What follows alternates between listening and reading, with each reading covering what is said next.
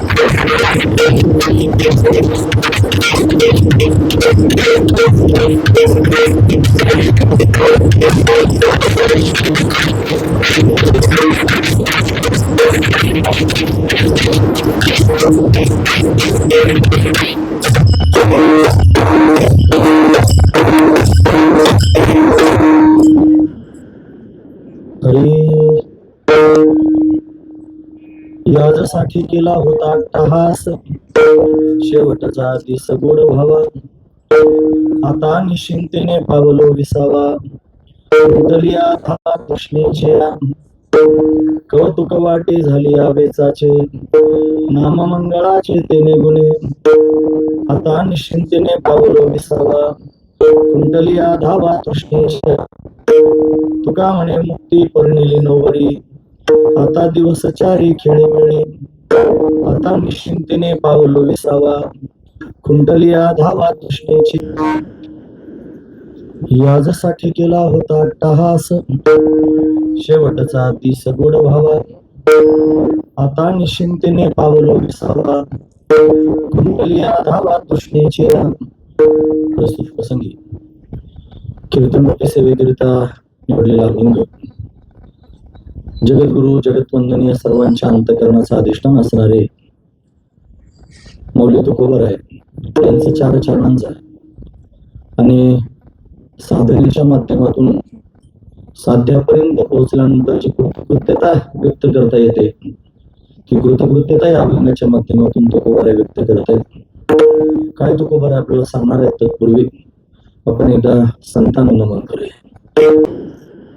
श्री संतांच्या माथा चरणावरी साष्टांग हे तरी दंडवत. विश्रांती पावल सांभाळा उत्तरी, वाढले अंतरी प्रेम सुख. याजसाठी केला होता अट्टहास, शेवटचा दिस गोड व्हावा. आता निश्चिंतेने पावलो विसावा, कुंडलिया धावा तृष्णेचे. प्रस्तुत प्रतिवर्षीप्रमाणे याही वर्षी संपन्न होत असणारा आपला हा अखंड हरिनाम सप्ताह या सप्ताहातील असणारी 3ऱ्या क्रमांकाची भगवंताची कीर्तन रूपी सेवा ही अकारण करुणावरून आले. भक्त काम कल्पतरून भगवान पांडुरंग परमात्म्याच्या अथांग करुणेनं, त्याच्या दयेनं आणि या संत श्रेष्ठ श्री तुकाराम महाराज सामाजिक संस्थेच्या माध्यमातून आमच्या वाटेला आलेले आहे. सेवेकरिता निवडलेला अभंग जगद्गुरु तुकोबरायांचा आहे. तुकोबरा अभंगाच्या माध्यमातून कृतकृत्यता वर्णन करून सांगतात. कृतकृत्यतेचा भाव आहे माझा. कृतकृत्यता म्हणजे काय? जे प्राप्त करून घेतलं असता जगामध्ये काही प्राप्त करून घेण्याचं शिल्लक राहत नाही, त्याला कृतकृत्य अवस्था असं म्हणतात. गुरुजी सांगायचे. गुरुजी म्हणजे वैकुंठवासी रंगनाथ महाराज परभणीकर. ते म्हणायचे जे प्राप्त करून घेतलं असतं काहीच प्राप्त करायचं शिल्लक राहत नाही. काय प्राप्त केल्यावर काही प्राप्त करण्याचं शिल्लक राहणार नाही. एकच गोष्ट आहे, त्याचं नाव आहे परमात्मा. तो परमात्मा प्राप्त झाला की मग जगातलं काहीच मिळवायचं शिल्लक राहत नाही. सर्व काही त्यांनी प्राप्त होतं, काही अपेक्षा शिल्लक राहत नाही. अशी दिव्य असणारी स्थिती तुकोबरायांना प्राप्त झालेली आहे. थोडं बेस कमी करा. ती स्थिती तुकोबरायांना प्राप्त झालेली आहे. आणि कशाच्या माध्यमातून प्राप्त झाली असेल तर साधनेच्या माध्यमातून प्राप्त झाली. साधना पण तुकोबरा अभंगाच्या माध्यमातून सांगतात. त्या स्थितीपर्यंत जाण्याकरिता सहज जाता आलं नाही. ती सहजासहजी प्राप्त होणारी स्थिती नाही. त्याच्याकरिता त्याचं काठिण्य सांगताना तुकोबरा सांगतात, याजसाठी केला होता अट्टहास, ती स्थिती प्राप्त करण्याकरिता मी अट्टहास केला म्हणतात. याजसाठी केला, याजसाठी म्हणजे ती स्थिती प्राप्त करण्याकरिता अट्टहास केला. आणि तो अट्टहास केल्यामुळे ते मला प्राप्त झालं. काय प्राप्त झालं? मला मोक्ष स्वरूपाची प्राप्ती झाली. आणि जीव अनादिकालापासून भोगत आलेला जो जीवपणा आहे तो जीवपणा संपून गेला. तो जीवपणा संपणं हा शेवटचा दिवस आहे मला. शेवटचा दिवस गोड व्हावा, तो शेवटचा दिवस त्यांनी गोड व्हावा याच्याकरिता मी अट्टहास केला. आणि आता तो दिवस गोड झाला, फार समाधान मला वाटतंय. आता काहीच करायचं शिल्लक राहणे. आता निश्चिंतने पावलो विसावा. आता म्हणजे याच्या आधी बरंच काही आहे. ते सगळं झालं, मग आता निश्चिंत झालो. निश्चिंतने पावलो विसावा. खुंटलिया धावा तृष्णेची. धावा म्हणजे धावपळ, आणि तृष्णा म्हणजे आपल्या अंतःकरणाची इच्छा, मनीषा, कल्पना. या सगळ्यात आणि धावत राहतात काहीतरी प्राप्त करण्याकरिता. आता त्यांची धावच खुंटीत झाली. त्या धावायच्या बंद झाल्या. कुंटलिया धावा तृष्णेचे. कशाला झालं? काय साधन केलं? मग साधन सांगितलं. कौतुक वाटे झालिया बेचाचे, नाम मंगळाचे तेने गुणे. मंगलमय असणारा हा भगवान, त्याचं मंगलमय असणारं ते नाम. पवित्रानाम पवित्रम यो मंगलानांचे मंगलम असं आपण म्हणतो. तो अतिशय त्यांनी श्रेष्ठ असणारा परमात्मा, मंगलमय असणारा तो परमात्मा, त्याचं नामही मंगलमयच आहे. सगळं मंगळ निधी श्री विठ्ठलाचे नाम आधी. म्हणून त्या विठ्ठलाचं नाम मंगलमय आहे. त्या नामाचा आश्रय केला आणि भगवत नामचिंतनाच्या प्रभावाने हे विशेष असणारं त्यांनी वैभव मला प्राप्त झालं. म्हणून मला कौतुक वाटतंय. कौतुक वाटे झाली या वेळाचे. वेच म्हणजे प्राप्त. जे मी प्राप्त करून घेतले, प्राप्तव्य, त्याला वेच असं म्हणायचं. जे मी प्राप्त करून घेतले त्याचं मला कौतुक वाटतं. आणि कशानं प्राप्त झालं? ते नाममंगळाचे, भगवंताच्या नामानं ते मला प्राप्त झालं. आणि म्हणून अजून त्यांनी मला विशेषतः त्याला प्राप्त झाले. म्हणता काय झालं नेमकं?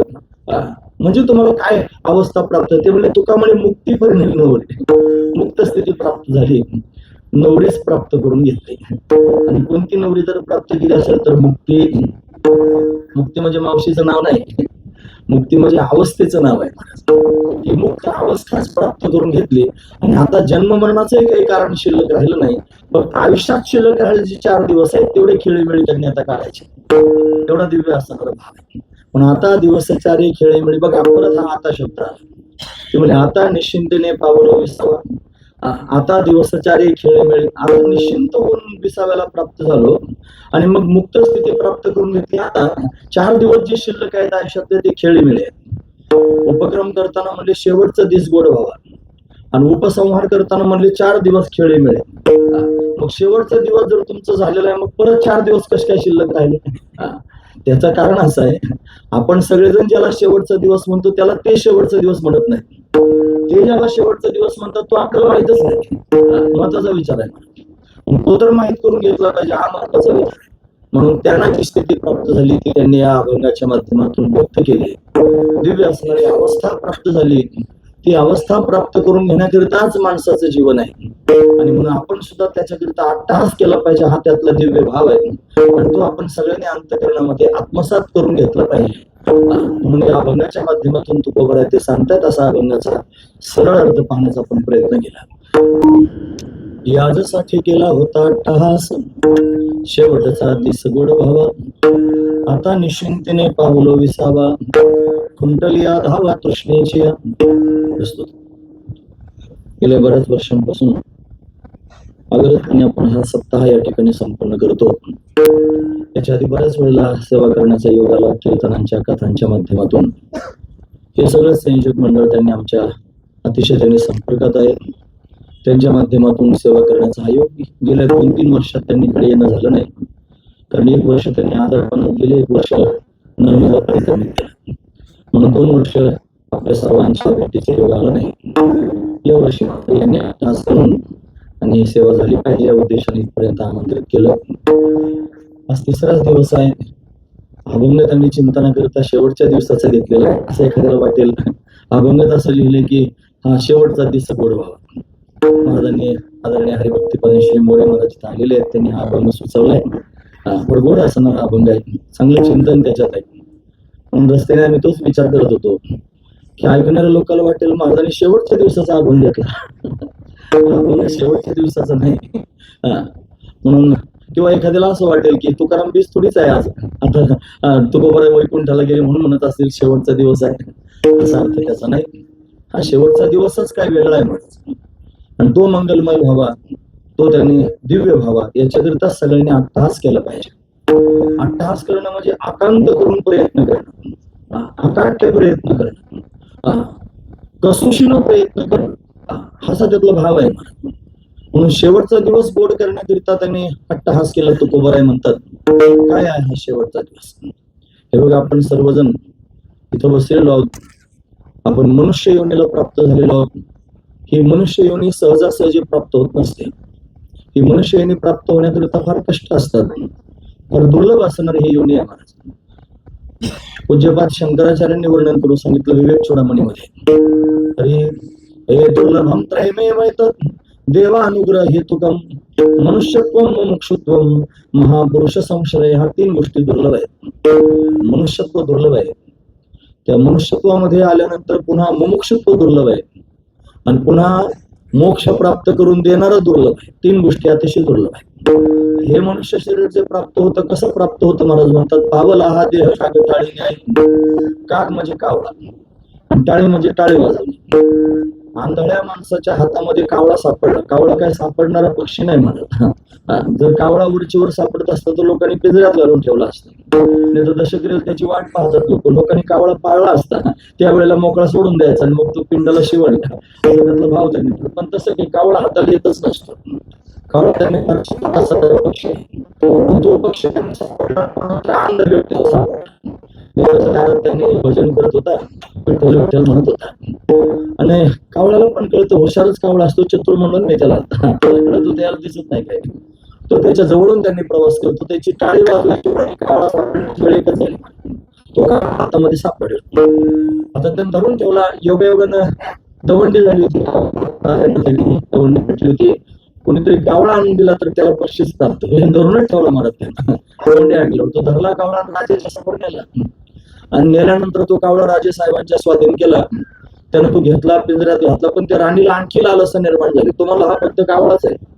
लोक पोपट पाळतात, पण त्याला जोडून मैना सुद्धा पाळतात. पोपट राहू मैन्याची जोडी असते, तसा कावळा आहे म्हणजे आणखी त्याला जोडीदार त्यांनी असलं पाहिजे. मग दुसराही कावळा आणला पाहिजे. आता परत दवंडी झाली, आणि त्याला त्यांनी पुन्हा सांगितलं, बाबा म्हणे कावळा आणून दे. एक कावळा तू दिलास, दुसरा कावळा द्यायचा. जर तुला दुसरा कावळा देता आला नाही तर तुझं शिरच्छेद केला जाईल. आता तो अंध व्यक्ती होता, आणि त्याला अजून एक कावळा शोधायचा होता. खरं सांगा, तो कावळा त्याला सापडेल का? जो सापडला ना आधी, तो योगायोगानं सापडला होता. आता मात्र नवीन कावळा शोधणं त्याच्या हातातलं काम नाही. तसं त्यांनी हा जो देह आपल्याला सापडलेला आहे ना, हा योगायोगाने सापडलेला आहे. त्याला परत जर प्राप्त करून घेण्याचा प्रयत्न करायला, हा निष्ठून गेल्यानंतर मग मात्र परत सापडणार नाही. पक्का लक्षात ठेवा, आज ते सापडले ते पुन्हा नाही. म्हणून त्यांनी आज हा मनुष्य देह त्यांनी प्राप्त झालेला आहे.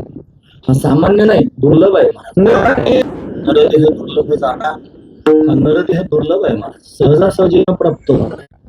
ऐकणाऱ्या लोकांनी याच्यावर फार विचार केला पाहिजे. त्या अर्थी नरदेहाचं एवढं दुर्लभत्व सांगितलं जाताना आपल्याला प्राप्त झालं, त्या अर्थी आपण काही विशेष आहोत. मग त्याची गोष्ट आहे, आपल्याला विशेष रूपाने प्राप्त झालंय. आपल्याला त्याचं महत्व कळत नाही, पण आपल्याला प्राप्त झालेलं आहे. फार दुर्लभ आहे नरदेह दुर्लभ जाणं. त्याच्या 100 वर्षाचं आयुष्य प्राप्त होतं, शतवर्षाची गणना, पुढे बाकीचं त्यांनी विषय आलेलाच आहे. हे दुर्लभत्व त्याच्या ठिकाणी आहे. तो दुर्लभ असणारा नरदेह प्राप्त झाला. हा कशाकरिता प्राप्त झाला, काय कारणाकरिता हा प्राप्त झाला असेल याचा विचार केला पाहिजे. मनुष्यानं जन्माला आल्यानंतर त्याने आपण कशाकरिता जन्माला आलो याचा जास्त विचार केला पाहिजे. प्रत्येक गोष्ट फलाकडून पाहिलं पाहिजे. शास्त्र असं सांगतं. आमचे भाऊ म्हणायचे, प्रपंच करताना लोक फलाकडून पाहतात. एखादी नोकरी करायची असेल तर आधी किती पगार मिळतो याचा विचार केला जातो. एखादा व्यवसाय जर करायचा असेल तर किती नफा होणार आहे त्याचा विचार केला जातो. तसं त्यांनी हे मनुष्य शरीर प्राप्त झालेलं याच्यात आपण जगतो, त्याच्यात काय फल प्राप्त करायचे, किम श्रेय याचा विचार केला पाहिजे. किम श्रेय, काय श्रेय आहे मनुष्य जन्माला आल्याचा त्याचा विचार केला पाहिजे. तो विचार जो मनुष्य करेल हा विचारच त्याला परमात्म्यापर्यंत घेऊन जाईल. महत्वाची गोष्ट आहे. महाराज म्हणतात, विचारा वाचून न पवेचे समाधान. मनुष्याला त्यांनी विचार करण्याची क्षमता दिली आहे. या मनुष्य देहाचे ज्ञान आहे इतर ठिकाणी नाही. मनुष्यपणा तरी साधी नारायण, नाही तरी ही न पशुहुनी. मनुष्यपण जर प्राप्त झाला असेल तर नारायणाची प्राप्ती करून घ्यावी. जो नारायण प्राप्त करण्याकरिता अट्टहास करत नाही त्याचं जीवन पशुपेक्षा ही नाही महाराज. नाहीतरी काय थोडी श्वान सुकरे बापुडे, काय थोडे आहेत त्या जगामध्ये. श्वान म्हणजे कुत्रे सुकरे, ही तिकडे बापुडे फार आहेत जगामध्ये. पण अनेक जीव आहेत महाराज, पण त्या सगळ्या जीवांमध्ये त्यांनी मनुष्य योनी अतिशय श्रेष्ठ आहे. अनेक योनी आहेत, त्या योनींमध्ये त्यांनी मनुष्य योनी श्रेष्ठ आहे. याच्यात विशेष असणारं ज्ञान आहे. बाकीच्या सगळ्या लोकांना आहार, निद्रा, भय, मैथून सर्व योनी समसमान. परी मनुष्य देहाचे ज्ञान विशेष जाण त्या होणे. माणसाच्या देहातलं ज्ञान काही विशेष आहे. काय ज्ञान आहे माणसाच्या देहात आल्यानंतर? खर तर असं आहे, त्या माणसाच्या देहामध्ये सगळे लोक विषयाच्या ज्ञानानेच परिपूर्ण झालेले आहेत. त्यांना विषयाकडे धावावं असं वाटतं. सगळा जन्म विषय प्राप्तीमध्ये त्यांनी घालवतात. त्यांना शब्द, स्पर्श, रूप, रस, गंध या 5 विषयांमध्ये त्यांनी महाराज अशा पद्धतीने ते आणि घोटमळत राहतात. त्यांना वाटतं त्याच्यामध्ये त्यांनी मला काहीतरी प्राप्त होईल. खरं तर त्यांना जे प्राप्त करून घ्यायचं असतं ते आतमध्ये गच्च भरलेलं आहे. तैसा हृदयामध्ये रामू असता सकळ सुखाचा आराम. का भ्रांता शिकामू विषयावरील. भ्रांत मनुष्य, त्याला भ्रांती झालेली आहे, भ्रम झालेला आहे. आणि तो भ्रमाने त्यांनी विषयाच्या माध्यमातून धावपळ करतोय. खरं तर त्याला अंतर्मुख झालं पाहिजे, त्याला आत त्याचं सापडणार आहे. तो बाहेर विषयांचं ज्ञान प्राप्त करून आणि विषयांच्याच मागे धावण्याचा प्रयत्न करतोय. त्याची इंद्रिय मोठी बलवान आहेत. ही बलवान इंद्रिय त्यांनी मला त्याला आकृष्ट करून घेतात. महत्वाची गोष्ट आहे. म्हणून तो काम क्रोधादी विकाराने ग्रस्त होतो, ज्ञानी असला तरी सुद्धा. म्हणून त्यांनी 3ऱ्या अध्यायामध्ये ते ओळी आलेले आहेत बऱ्याचशा. काम यश क्रोध यश रजोगुण समुद्भव असं वर्णन आहे. हे राम आणि क्रोध त्यांनी मला जे रजोगुणानं आपल्या समोर प्रगट होतात ते सगळ्या लोकांना नाचवतात आणि तेच खऱ्या अर्थानं भ्रांती निर्माण करतात. स्वरूपाच्या बोधापर्यंत जाऊच देत नाही. पण स्वरूपाच्या बोधापर्यंत जाण्याकरिता हे शरीर प्राप्त झालेलं आहे. आहार, निद्रा, भय, मैथून तर सर्वांनाच कळतं. पण मनुष्य देहाचे ज्ञान विशेष जाण त्या होणे. माणसाच्या देहातलं ज्ञान काही विशेष आहे त्या बाकीच्या सगळ्या योनींमध्ये. म्हणून आपण क्रमाक्रमानं मुद्द्यापर्यंत चाललेलं. तुम्ही लक्षपूर्वक ऐका. आपण मनुष्य झालो आणि मनुष्य देहाचं महात्म्य आपण आता ऐकलंय. किती विशेष आहे मला. नरदेह निधान लागले हाती, उत्तम सार उत्तम गती. देवची होईल म्हणते ते होते तरी का चित्तीनं धरावे. या मनुष्य देहात आलं तरी मनुष्य शरीर म्हणजे जंक्शन स्टेशन आहे. जंक्शन स्टेशन त्याला म्हणावं रेल्वे स्टेशन, जिथून अनेक ठिकाणी जाता येतं. जसं आमच्याकडे मनमाड जंक्शन स्टेशन आहे, दौंड जंक्शन स्टेशन आहे. तिथून त्यांनी सोलापूरला जाता येतं, पुण्याला जाता येतं, नगरला जाता येतं, विविध ठिकाणी जाता येतं. मनमाडवरून त्यांनी नाशिकला जाता येतं, नांदेडला जाता येतं, नगरला येता येतं, जळगावला जाता येतं. असे जंक्शन स्टेशन आहे. तसं माणसाचं शरीर हे जंक्शन स्टेशन आहे. काय जंक्शन स्टेशन याचं काय करता येतं? याच्यात आल्यानंतर त्यांनी नरकाला पण जाता येतं. याच्यात आल्यानंतर त्यांनी महाराज स्वर्गाला पण जाता येतं. याच्यात आल्यानंतर ब्रह्मलोकात पण जाता येतं, याच्यात आल्यानंतर कैलासाला पण जाता येतं. लोक लिहितात गेल्यानंतर कैलासवासी, त्याच्यानंतर स्वर्गवासी लिहितात ना महाराज, स्वर्गवासी कैलासवासी लिहिलं काय माहिती कुठे जातात, पण लिहिणारे लिहितात. महत्वाचा विचार आहे, प्रत्यक्षात पण पाहतो ते कुठे गेले.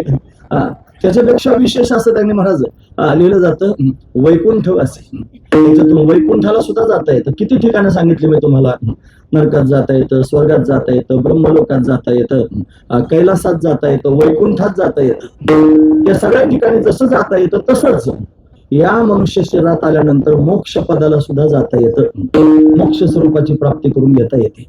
हे जे पद मी आधी सांगितले ते पद त्यांनी मिळतील.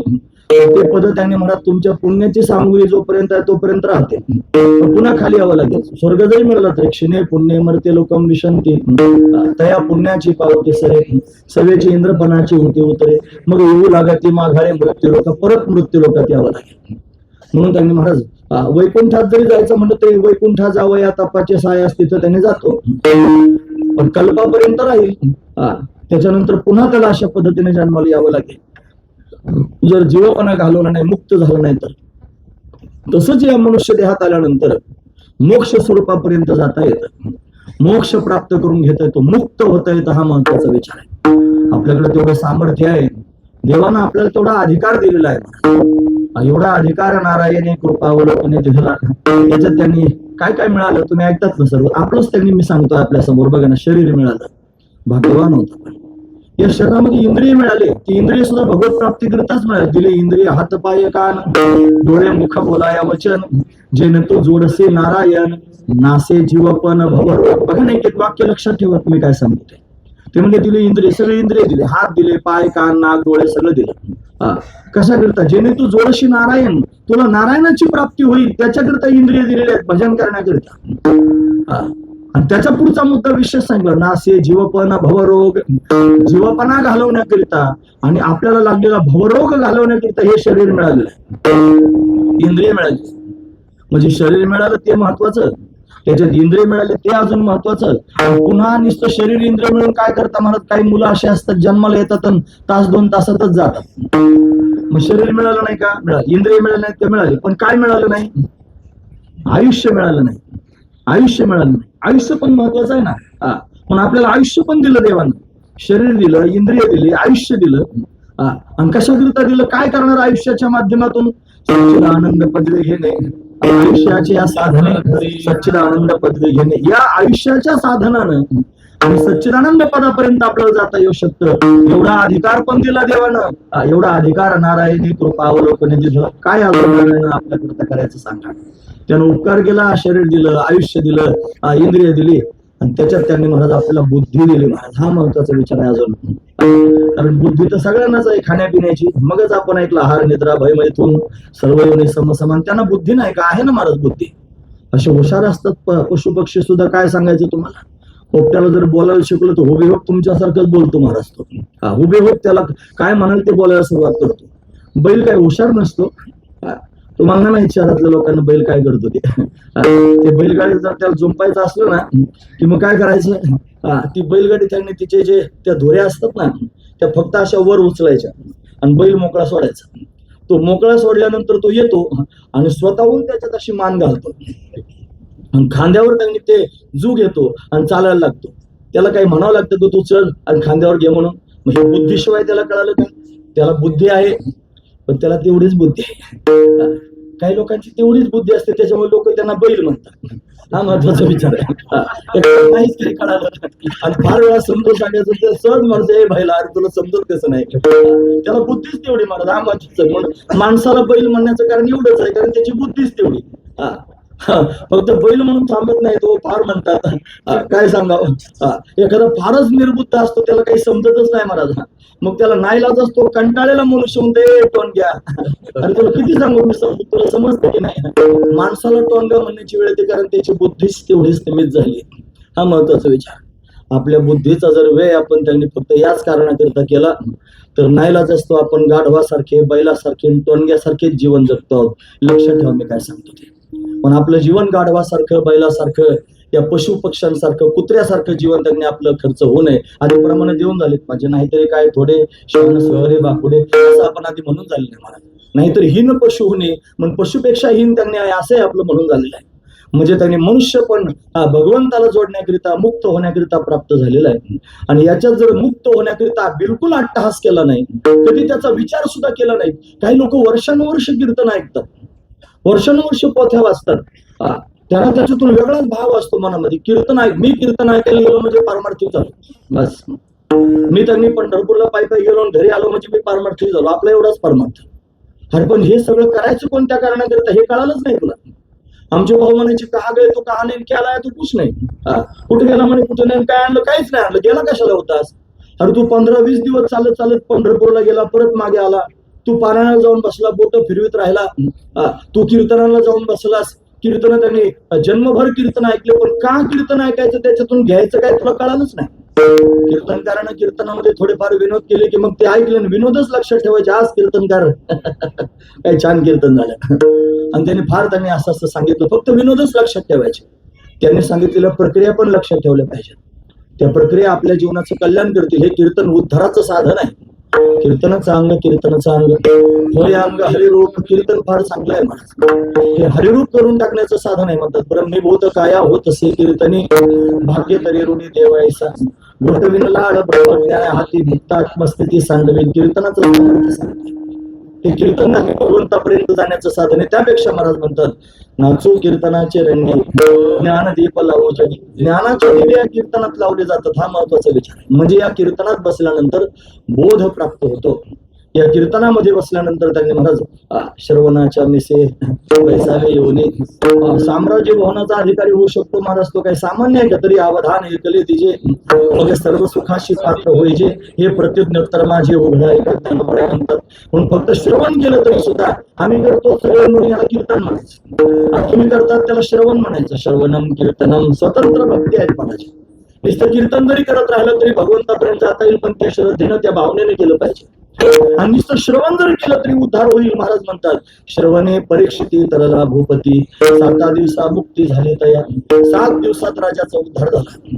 म्हणून अशा पद्धतीने श्रवणानं पण उद्धार होऊ शकतो. पण श्रवण का करायचं, काय घ्यायचं ते जास्त महत्वाचं आहे. म्हणून त्यांनी महाराज घेतलं पाहिजे. आणि काय घेतलं पाहिजे तर उद्धाराचं ज्ञान प्राप्त करून घेतलं पाहिजे. माझा उद्धार व्हावा असा त्यांनी विचार मनात आला पाहिजे. उद्धार व्हावा असा विचार कोणाच्या मनात येईल, किंवा मुक्त व्हावा असा विचार कोणाच्या मनात येईल? तुम्ही ऐकतात ना सगळे, खरं सांगा ना, मी मुक्त व्हावा असा विचार कोणाच्या मनात येईल? नाही माहिती? मी सांगतो, नका बोलू, मी सांगतो. ज्याला असं जाणवेल मी बंधनात आहे, नाही लक्षात आलं?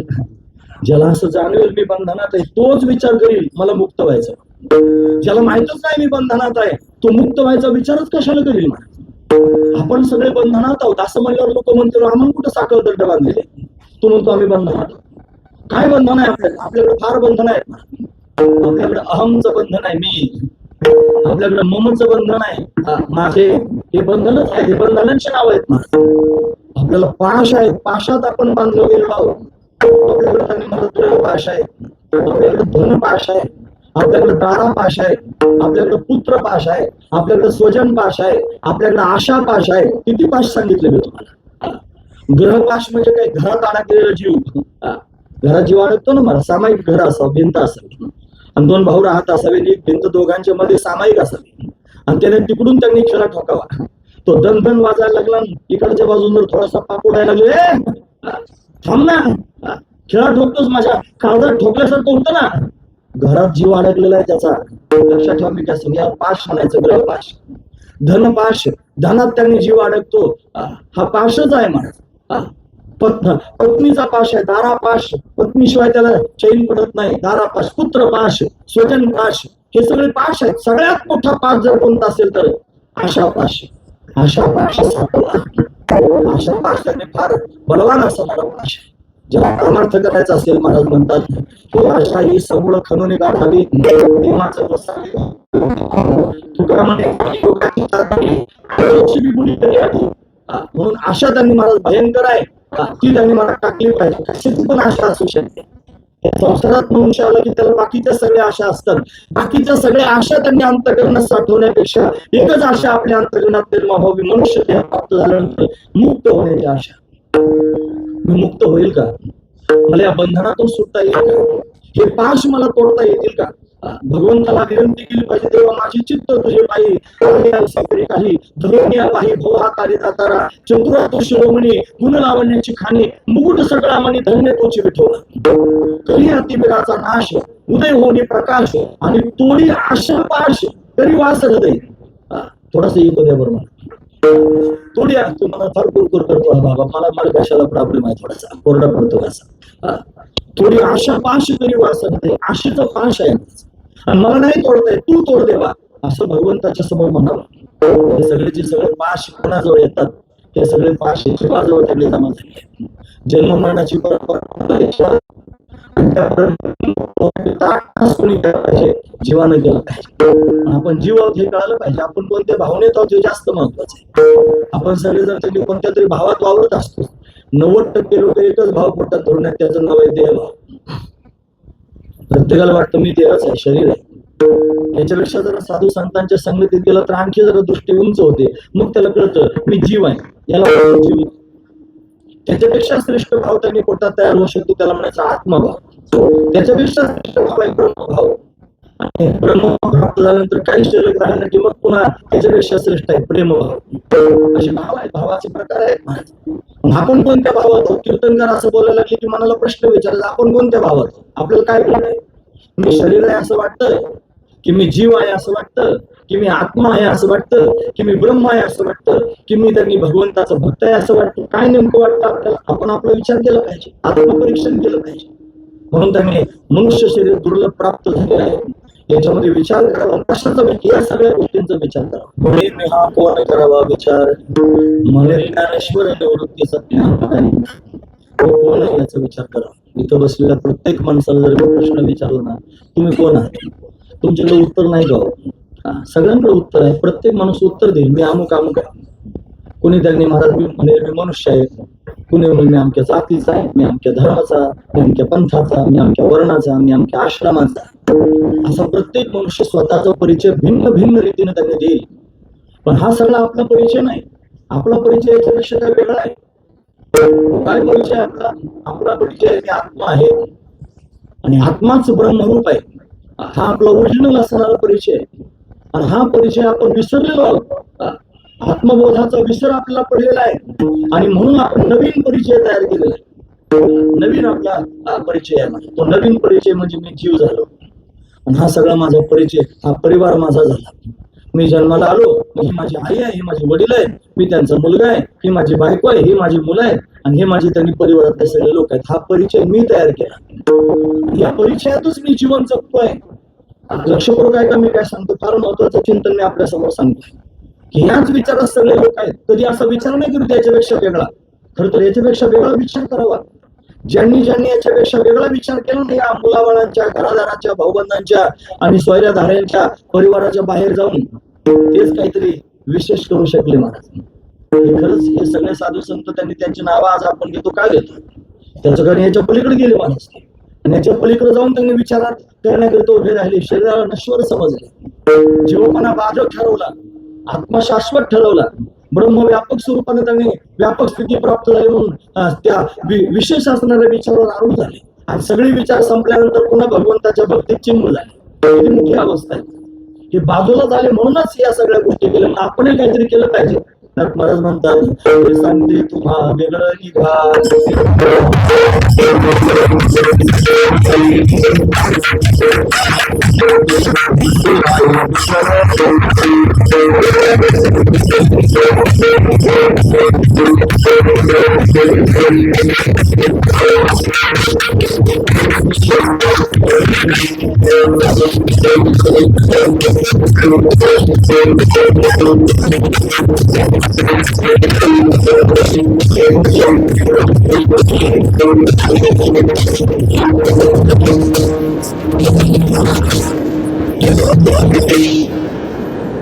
आत्मबोधाचं बाजूला आहे.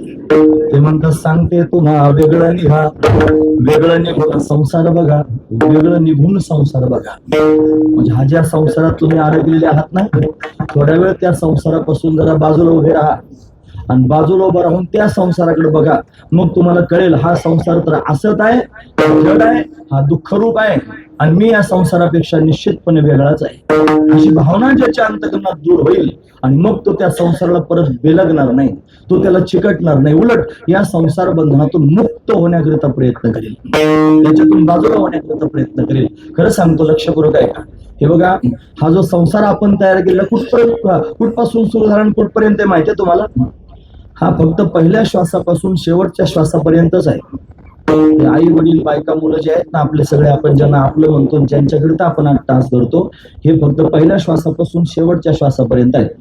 एकदा आपला शेवटचा श्वास सुटला की सगळं जग सुटून जाईल. मग सास टूटते ही सारे रिश्ते छूट जाएंगे, बाप माँ बहन बीबी बच्चे छूट, सगळं सुटणारच आहे ना एका श्वासात सुटे. साधू संत रोज विनवण्याकरता तरी उठा, जागे वारे आता, स्मरण करा पंढरीनाथा, भावे चरणी ठेवा माता, चुकवा व्यथा जन्माच्या, धनदारा पुत्र जन बंधू सोयरे पिशून सर्व मिथ्याही जाणून शरण रिवा देवस. रोज म्हणतात, आपणही रोज म्हणतो. रोज त्याला वेगळी चाल लावली जाते. महिनाभर काकडा होतो महाराज, महिनाभर रोज वेगळी चाल असते. 30 चाली लावतात 30 दिवसात. हे अभंग काय तर महाराज चाली बदलण्याकरिता नाही, हे अभंग आपली चाल बदलण्याकरिता आहे. लक्षात ठेवलं पाहिजे. म्हणून आपण चाली बदलत राहतो. चाली बदलून काय केलं पाहिजे? आपली चाल आपण बदलली पाहिजे आणि ते आपण आत्मसात केलं पाहिजे. ते उठा म्हणतात बाबा, हे कोणी तुमचे नाही, पण लोक ऐकत नाहीत, त्याला धरूनच ठेवतात. मग काय तुमचं काय म्हणणं आहे? किती धरून ठेवलं म्हणजे सुटणार नाही? सुटेल का नाही सुटणार? सुटायला फार कष्ट नाहीत महाराज, एका बुचकीत सुद्धा सुटू शकतो. हा जो सगळा संसार आहे ना, बस एखादा अटॅक आला खलास, पुढे बोलायचं नाही, पाणी मागायचं नाही, चौकशी करायची नाही, कोण कुठे ती पण चौकशी नाही करायची महाराज, बस एका गुचकीत लगेच सुटू शकतो. मग असं जर त्यांनी हिसकून कोणीतरी आपल्याकडे हा प्रपंच नेणार आहे, संसार नेणार आहे, त्याच्या आधीच आपण सावध झालं पाहिजे. आपण आपल्या स्वतःच्या विचाराने याच्यापासून दूर झालं पाहिजे, त्याच्यातून मुक्त झालं पाहिजे. फार महत्वाचा विचार.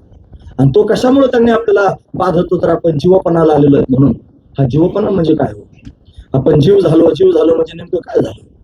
जीव हा अनादिकालापासून झाला.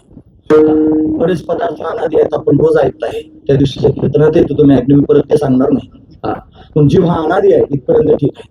तो अनादी असणारा हा जीव आहे, तो शांत आहे, त्याचा अंत होतो. तो जीव तयार झाला कसा? कल्पनेनं आणि आविद्येनं तयार झाला. त्याच्यापेक्षा त्यांनी महत्वाचा विचार म्हणजे शास्त्र जर आपण पाहू लागलो तर शास्त्रात असं लिहिलंय, बुद्धीचं अधिष्ठान चैतन्य, त्या चैतन्याचा अंतकरणात पडलेला आभास, या 3 गोष्टी मिळून जीव असं म्हणतात. तो केव्हापासून आपल्याला माहित नाही, पण संपेल केव्हाही आपल्याला माहिती. कधी संपेल? ज्या दिवशी आपल्याला स्वरूपाचं ज्ञान प्राप्त होईल त्या दिवशी संपेल. आपण स्वरूपाच्या ज्ञानापर्यंत गेलो पाहिजे. हे स्वरूपाचं ज्ञान प्राप्त करणं तेवढं सोपं नसतं महाराज. हे सहजासहजी सगळ्यांना प्राप्त होत नाही. म्हणून पहिला मुद्दा आहे मनुष्य शरीर दुर्लभ आहे. त्याच्यात दुसरा मुद्दा दुर्लभ सांगितला, मुमुक्षुत्व दुर्लभ आहे. माणसाच्या शरीरात आल्यानंतर मुक्त होण्याची इच्छा, मोक्ष प्राप्ती. मोक्ष म्हणजे काय? मोक्ष शब्दाची व्याख्या करताना अशी केली, कारण सवर्तमान जगताची निवृत्ती आणि ब्रह्मस्वरूपाची प्राप्ती, त्याचं नाव आहे मोक्ष. कारण सवर्तमान जगताची काय कारण आहे? या जगताला, या जगताला कारण आहे अविद्या. ते अविद्येसह जगताची निवृत्ती व्हावी. जगत दिसतं आपल्याला, आपण खरं नाही, ते नाशिवंत आहे, ते मिथ्या आहे महाराज. ते स्वतःहून विलक्षण आहे, ते असताहून विलक्षण आहे. स्वतःहून विलक्षण अनिर्वचनीय मिथ्या आहे महाराज. त्याला सत्य म्हणता येत नाही. सत्य म्हणू तर ब्रह्मज्ञानाने त्याचा बाद होतो. बरं, त्यांनी असत्यही म्हणता येत नाही. असत्य म्हणू तर त्रास पण देतो. हा महत्वाचा विचार. प्रत्यक्ष प्रतीला एक मनुष्य रस्त्याने चालला होता. संध्याकाळची वेळ होती, पूर्ण उजेड नव्हता, अंधार पण नव्हता. आणि अशा अवस्थेत चालत असताना त्याला त्यांनी रस्त्यामध्ये एक दोरी पडलेली दिसली. ती दोरी त्याला दोरी रूपाने कळालीच नाही. मंद अंधकार दोष होता आणि मग त्याला ते सादृश्यता दोष होता. त्या दोष असतात की नाही, मग असे दोष त्यांनी होते. मग त्याला ती दोरी रूपानं प्रतीला आलीच नाही. त्याला सर्प रूपानं प्रतीला आली. भ्रम झाला आणि साप म्हणून पळाला. सापही म्हणता इतका घाबरला, बाप म्हणून पळायला. जसाच पळाला असाच पडला. त्याचं डोकं फुटलं, हातही मोडला आणि अट्टहास करत त्यांनी रक्त भंबाळ होऊन घरापर्यंत गेला. कसं तरी काय झालं म्हणे, मोठा साप पाहिला. घेण्यात झाला म्हणजे त्यांनी बॅटरी हातात घेऊन गेली. तोपर्यंत अंधार पडला होता. मग बॅटरी लावून पाहिली, दोरी दिसली मला. हा जाण्याच्या आधी साप नव्हता, बॅटरी लावल्यावर पण साप नव्हता. म्हणजे त्यांनी महाराज तो जाण्याच्या आधी नव्हता, त्याला ज्यावेळेस दिसला त्यावेळेला पण नव्हता, आणि बॅटरी लावून पाहिल्यानंतर पण नव्हता. तिन्ही काळात साप नव्हता. म्हणजे साप कसा होता? खोटा होता. डोकं फुटलेलं खरं होतं का खोटं? खरं होतं. हात मोडलेला खरा होता. रक्तबंबाळ झालेलं खरं होतं. साप मात्र खोटा होता. खोट्या सापाने डोकं फोडलं, खोट्या सापाने हात मोडला, महत्वाची गोष्ट आहे. तसे जगत नावाची वस्तू काल नव्हती, ती आज पण नाही आणि उद्या पण राहणार नाही. पण आजादवादाच्या भूमिकेत गेल्यावर हे कळेल. पण ते सुद्धा ती प्रतितीला आली मिथ्या, आणि म्हणून त्यांनी महाराज अशा पद्धतीने तिच्यावर उपद्रव झाला. स्वरूपान आणि बाद योग्य आहे. स्वरूपानं दिसतं पण बाद करण्यास योग्य असतं, आणि अशा पद्धतीचे हे जगत आहे आणि अशाच पद्धतीचा हा जीव आहे महाराज. तो जीवपणा अनादिकालापासून आपल्याला त्याने प्राप्त झालेला आहे, आणि म्हणून आपण त्याच्या बंधनात अडकलेलो. हा जीवपणा जाईल कशाने? ज्या दिवशी ज्ञान होईल त्या दिवशी जाईल. हे ज्ञान कसं प्राप्त होईल? काय आहे ज्ञान? म्हणजे कशाचं ज्ञान? ज्ञान शब्दाचा अर्थ काय होतो? ज्ञान शब्दाचा अर्थ होतो जे अबाधित अर्थाला विषय करतं त्याला ज्ञान असं म्हणतात. आतापर्यंत परत सांगत नाही का? आता असं ऐकल्यानंतर लोकांना पचत नाही. ते ऐकून ठेवा, गरजेची गोष्ट आहे महाराज. अबाधित असतं जगामध्ये, ज्याचा कधीच बाद होत नाही, त्याला जे विषय करतं त्याला ज्ञान असं म्हणतात. सगळ्यांमध्ये एकाला पाहणं याचं नाव आहे ज्ञान. एकामध्येच सगळे भरले हे कळणं याचं नाव आहे ज्ञान. असं ज्ञान सहजासहजी मिळत नसतं. ते ज्ञान प्राप्त करण्याकरिता सुद्धा अधिकार असावा लागतो. म्हणतात वाघ सिंहाचं दूध प्राप्त करून घेता येतं. खरंच घेता येतं, पण ते लोखंडाच्या भांड्यात नाही, ते तांब्याच्या भांड्यात नाही, ते पितळेच्या भांड्यात नाही. ते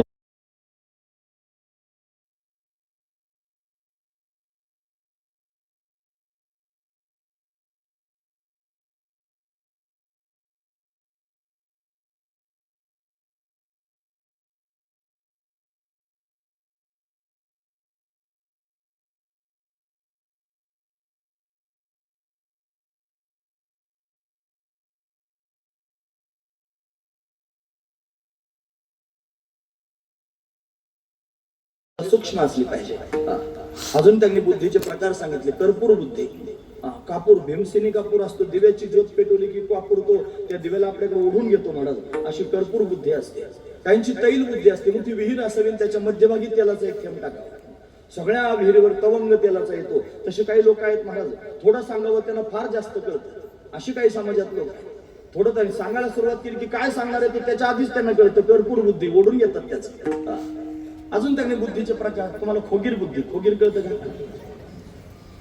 खोगीर म्हणजे ते धान्याच्या डाबऱ्यात गेल्यानंतर त्यांनी ते असं एक हत्यार असतं, ते पोत्याला छिद्र पाडायचं, त्यातून ते धान्य काढायचं. त्याला काय म्हणतात? बंब्या. बंब्या त्याचं नाव आहे मला. असं खोगीर त्याला म्हणतात. मग ते त्याच्यातून छिद्र पाडून ते धान्य काढलं की काढल्यानंतर तेवढ्या पुरतं त्याला छिद्र पडतं आणि थोड्या वेळानं परत मिटून जातो. काही लोकांची बुद्धी अशी असते. इथं कीर्तनात बसल्यानंतर कळतं महाराज त्यांना. ते जोपर्यंत मंडपात आहेत तोपर्यंत चांगलं लक्षात राहतं.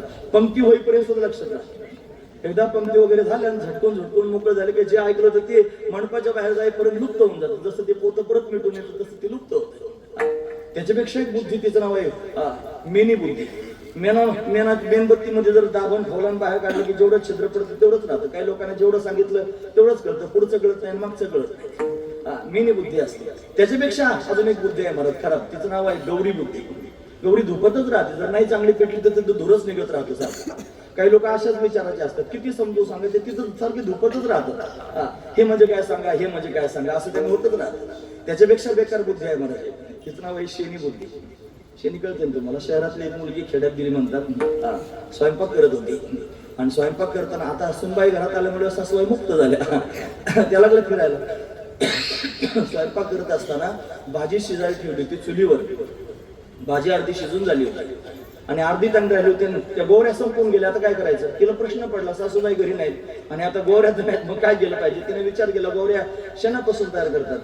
जवळ शेणच पडलेलं होतं. काय काय गेली ते घमेलं शेण आणलं, पातेलं बाजूला केलं, त्याच्यात शेण टाकून गेलं चुलीमध्ये. काय होईल? चूल पेटेल का विझेल? पेटलेली विजली महाराज चूल. काहींची बुद्धीच अशी असते, सांगणाऱ्याची अक्कल बंद करतात. त्यांना समजतच नाही महाराज ते. म्हणून शेणी बुद्धी काही कामाची नाही, गौरी बुद्धी काही कामाची नाही, खोगीर बुद्धी काही कामाची नाही, मेनी बुद्धी पण काही कामाची नाही. त्याच्यापेक्षा श्रेष्ठ असणारी तैल बुद्धी, त्याच्यापेक्षा श्रेष्ठ असणारी कर्पूर बुद्धी, त्याच्यापेक्षा श्रेष्ठ असणारी कुशाग्र बुद्धी असावी. मग ती बुद्धी त्या स्वरूपाला जाणेल. बुद्धी जाणे व न जाणे ही ते असतो. अपार शुद्ध परमात्मा मीचे असे विचार सागरात पडतात. पण बुद्धी त्यांनी त्याला जाणू शकते. बुद्धीने निश्चय केलं की त्या स्वरूपापर्यंत जाता येतं. म्हणून कुशाग्र बुद्धी धारण करावी, बुद्धीने निश्चय करावा आणि मग एकच विचार करावा मनामध्ये, बस मला मुक्त व्हायचं. बुद्धीचे वैभव आणले नाही तुझे.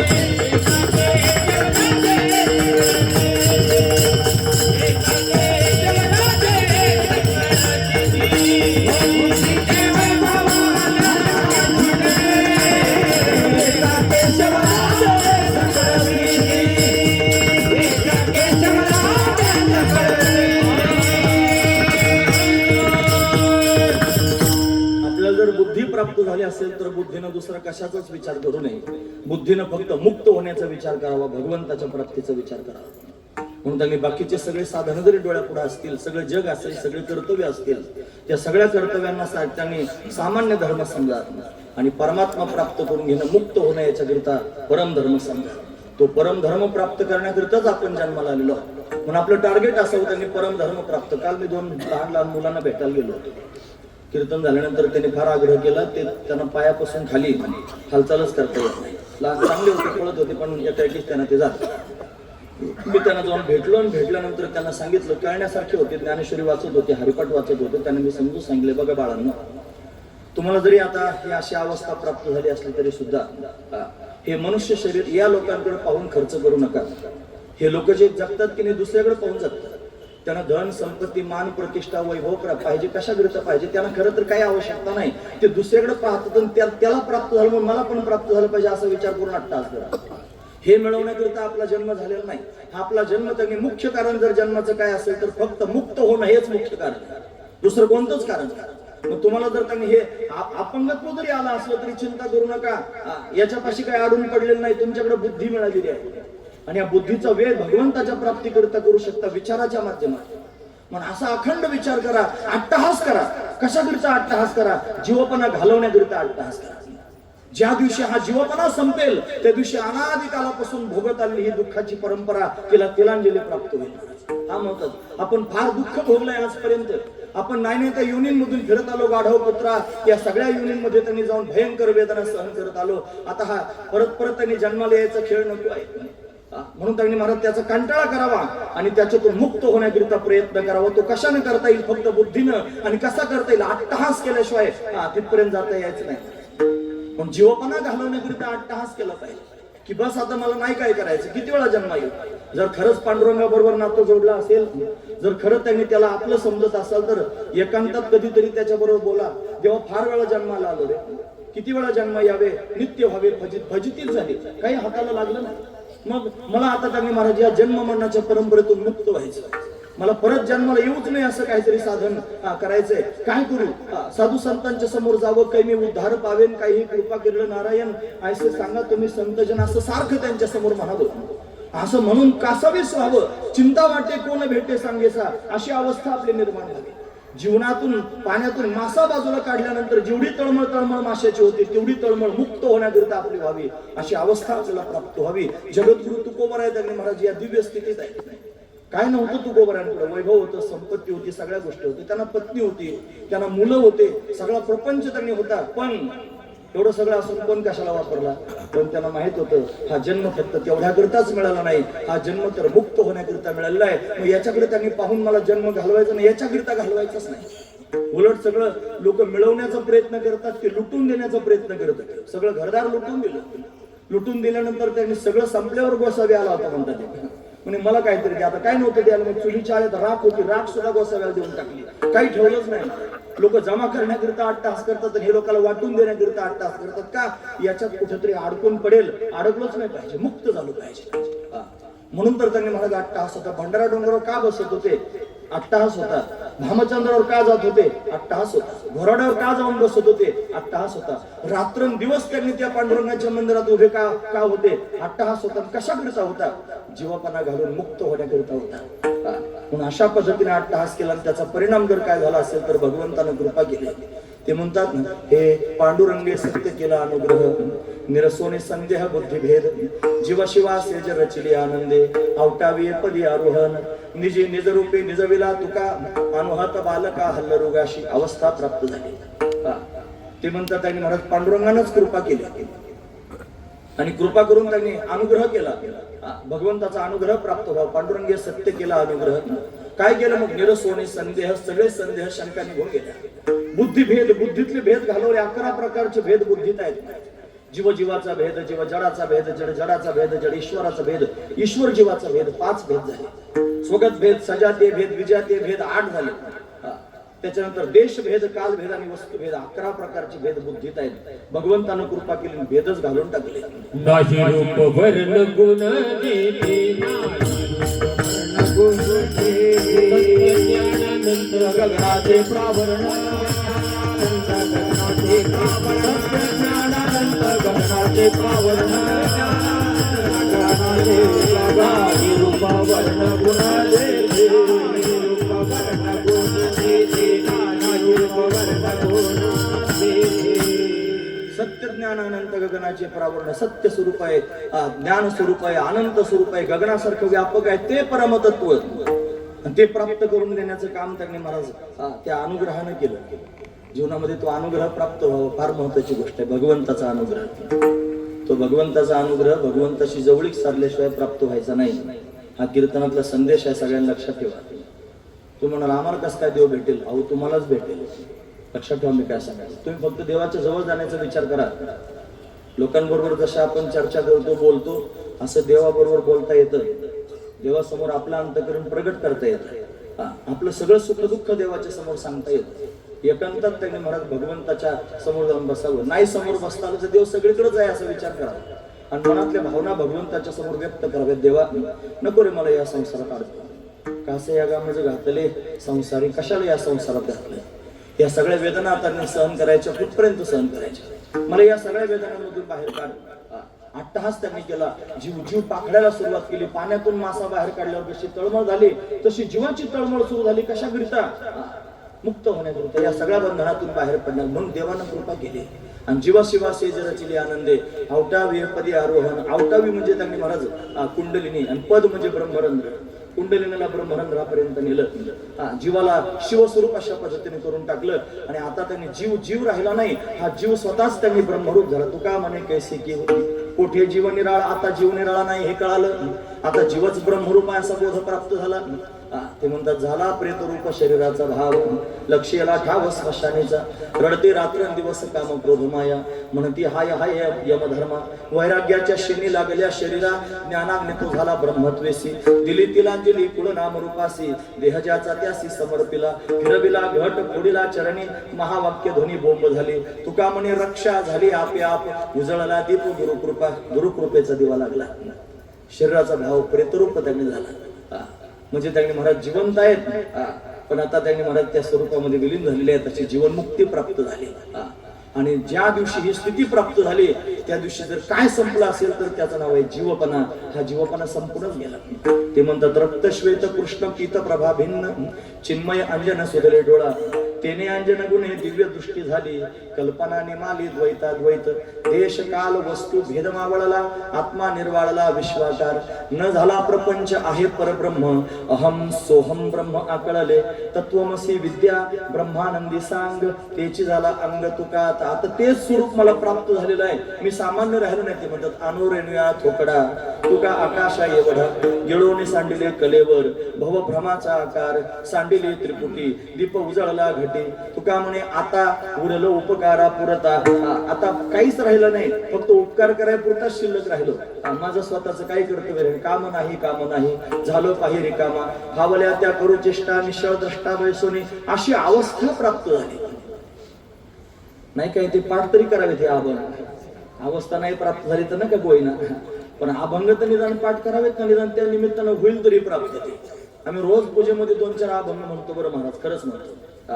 हा अभंग देवासमोर म्हणतो. देवा पतित परिमित्रिवाच्या पतित परितू आपुल्या सत्ता मज करावे सरता. एक अभंग पाहे पा ध्वजेचे चिरगुट राया जतन करिता, कष्ट तैसा मेक पतित परितुझा मुद.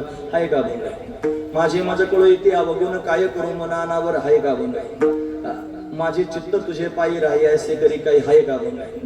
आणि त्याच्यानंतर त्यांनी महाराज न करे रे संग राहे रे निश्चळ लागोने डिंबळ ममतेचा या नावे अद्वैत खरे ब्रह्मज्ञान अनुभवा वाचून बडबडते इंद्रियांचा जय वासनेचा क्षय संकल्पाही वरी नयमन या नावे अद्वैत खरे ब्रह्मज्ञान अनुभवा वाचून बडबडते तुका म्हणे नये जाणीव अंतरा आणि अंतरिया खरा आनंदाचा अशी अवस्था मला प्राप्त व्हावी याच्याकरिता म्हणणं तर खरं निदान पण त्यांनी म्हणत राहावं. मला तर त्याचं नाव आठवत नाही कोण्या देशातला त्यांनी तो होता तो घंटा वाजवायचा शाळेमध्ये काहीतरी होता मी देशाचा त्यांनी राष्ट्राध्यक्ष होईल म्हणायचा आणि तो झाला म्हणतो ना वॉशिंग्टन हो की नाही तो म्हणायचं मी देशाचा राष्ट्राध्यक्ष त्याने होईल नुसतं म्हणत राहिला तरी पण झाला म्हणा ना मी मुक्त होईन म्हणा ना भवबंधनातून मला बाजूला निघायचंय म्हणा ना देव माझ्यावर कृपा करणार आहे मी काय सामान्य आहे का भगवंताच्या कृपेला मी पात्र झालेलो आहे. अरे तुम्ही मंडपात येऊन बसला त्याचा अर्थ भगवंताची कृपा झाली म्हणणं झालं. तुम्ही कीर्तन ऐकता आहात याचा अर्थ तुमच्यावर भगवंताच्या कृपेचा वर्षाव झाला म्हणून तुम्ही कीर्तन शांत तुम्हाला कळू नाही तर नाही कळू जाऊ दे कानावून तर जाते ना एखादा शब्द तरी असा त्यांनी आपल्या कानात जाईल की ज्यांना आपण विचार करायला भाग पाडू.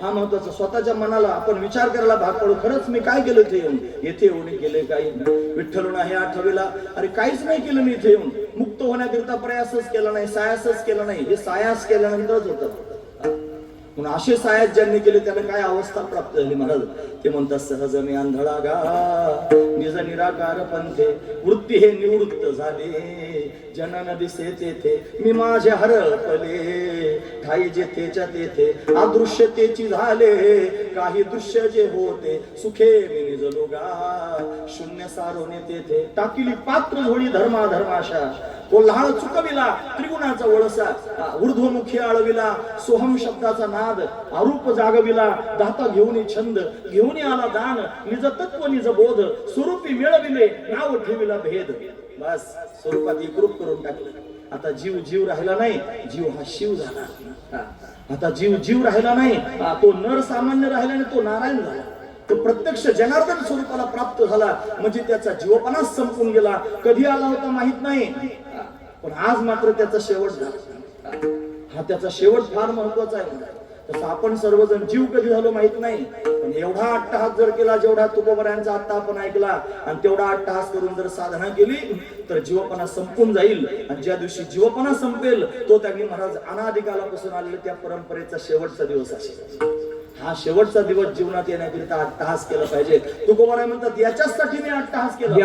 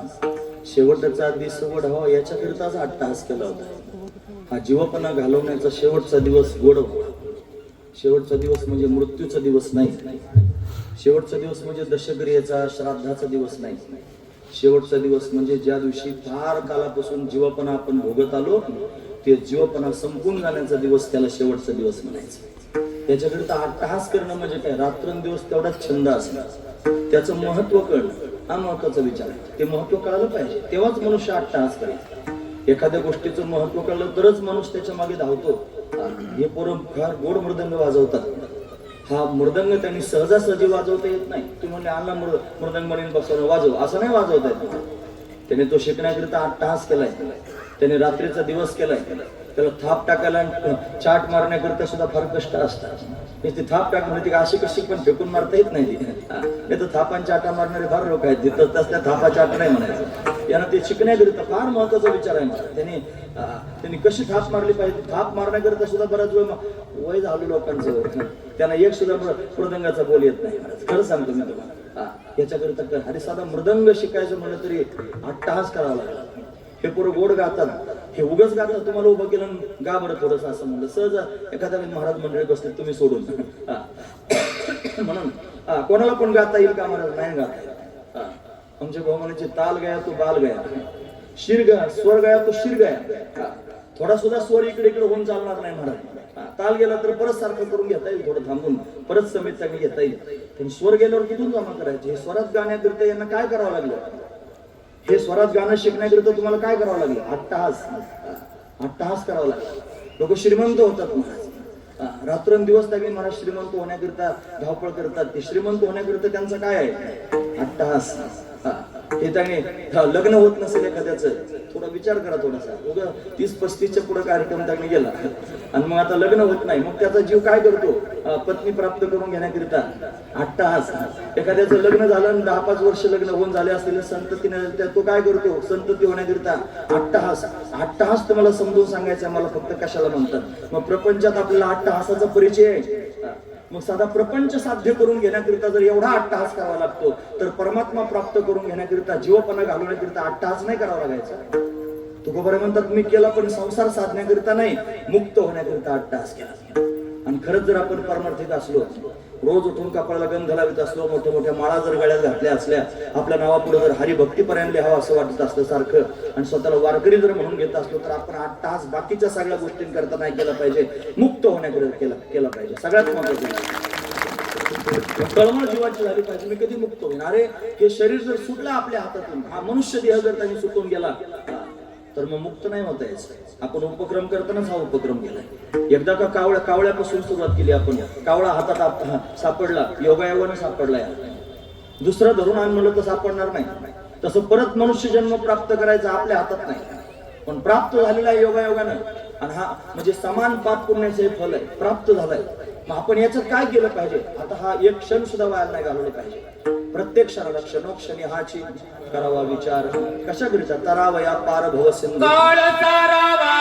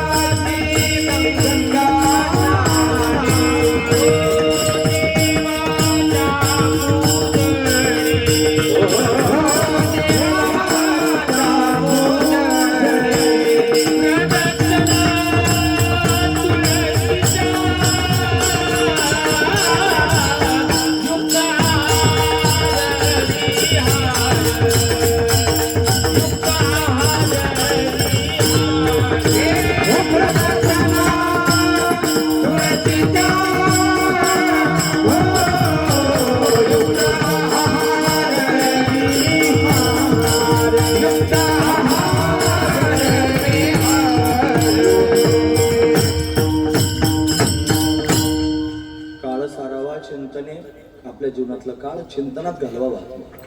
बाकीचं काही मिळवण्याकरिता अट्टहास करू नये. महत्वाचा मुद्दा आहे का, या सगळ्या गोष्टींची यादी जी तुम्हाला आधी मी सांगितले, धन संपत्ता प्रतिष्ठा वैभव स्त्री पुत्र, हे सगळं सगळं प्रारब्धानं प्राप्त होतं. हे त्यांनी अट्टहास करतात लोक. त्यांना वाटतं आपल्या अट्टहासाने मिळालं. नाही, तुमच्या प्रारब्धात असलं तर संपत्ती, बायको मुलं, या सगळ्या गोष्टी त्यांनी प्रारब्धात असतील तर, म्हणून त्यांनी प्रारब्धात असली तर बायको मिळेल, प्रारब्धात असतील तर पुत्र होतील, प्रारब्धात असतील तर संपत्तीचे वैभव त्यांनी पाहायला मिळेल. म्हणून हे मिळवण्याकरिता अट्टहास करण्यापेक्षा मुक्त होण्याकरिता अट्टहास करा. साधू संतांनी तोच अट्टहास केला. एकांतात बसून कधीतरी स्वतःचा विचार करा महाराज, आणि या कीर्तनाचाही विचार करा बारकाईने, की मी पोटतिडकीनं तुमच्या समोर काय सांगतो. प्रत्येक माणसानं अंतर्मुख व्हावं, आणि अंतर्मुख होऊन स्वतःचा विचार करावा, आणि स्वतःचा विचार करून असं ठरवावं, एक दिवस आपल्याला मरायचं, शेवटचा श्वास त्यांनी आपला सुटणार आहे. ज्यांना आपण आपलं म्हणतो हेच सगळे लोक आपलं त्यांनी काय कार्यक्रम करून येणार. सगळ्यात महत्वाचा विचार, हे सगळे त्यांनी आपल्याला जाळून येतील. महिनाभर 6 महिने वर्षभर रडतील. दिवस उगत राहील, वारा वाहत राहील, पाऊस पडत राहील, सगळ्या गोष्टी जिथले तिथं होतील, फक्त आपण त्याच्यात नसत. ज्याच्याकरिता 8 तास करत होतो सगळा संपत्ती जमा करण्याकरिता, समाज जमा करण्याकरिता, ते पण राहणार नाही. या सगळ्या गोष्टी संपतील. मग काय शिल्लक राहील? केलं गेलं आणि तुपही गेलं. हाती धुपटणार. भोळा बाबडा होता, दुकानात पाठवलं बायकोला, म्हणजे तू बाजार घेऊन यायची यादी दिली त्याच्या हातात. साखर शेंगदाणे सगळं होतं, तेल आणि तूप पण आणायचं होतं. आणि त्याच्या हातात ते धुपाटणं म्हणजे धूप दाखवण्याकरिता असं खाली वाटीसारखं असतं, त्याला खालून दुसरं वाटीसारखं असतं. गेला तो सगळं सामान विकत घेतलं.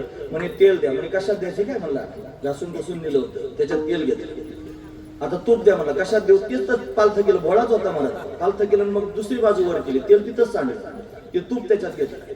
घरी गेला, पिशवी घेऊन सगळं त्याने देऊन टाकलं आणि दिलं बायकोच्या हातात. तिने सगळी यादी वाचली, म्हणजे सगळ्या गोष्टी आल्या, तूप पण आलं, पण तेल कुठे आहे?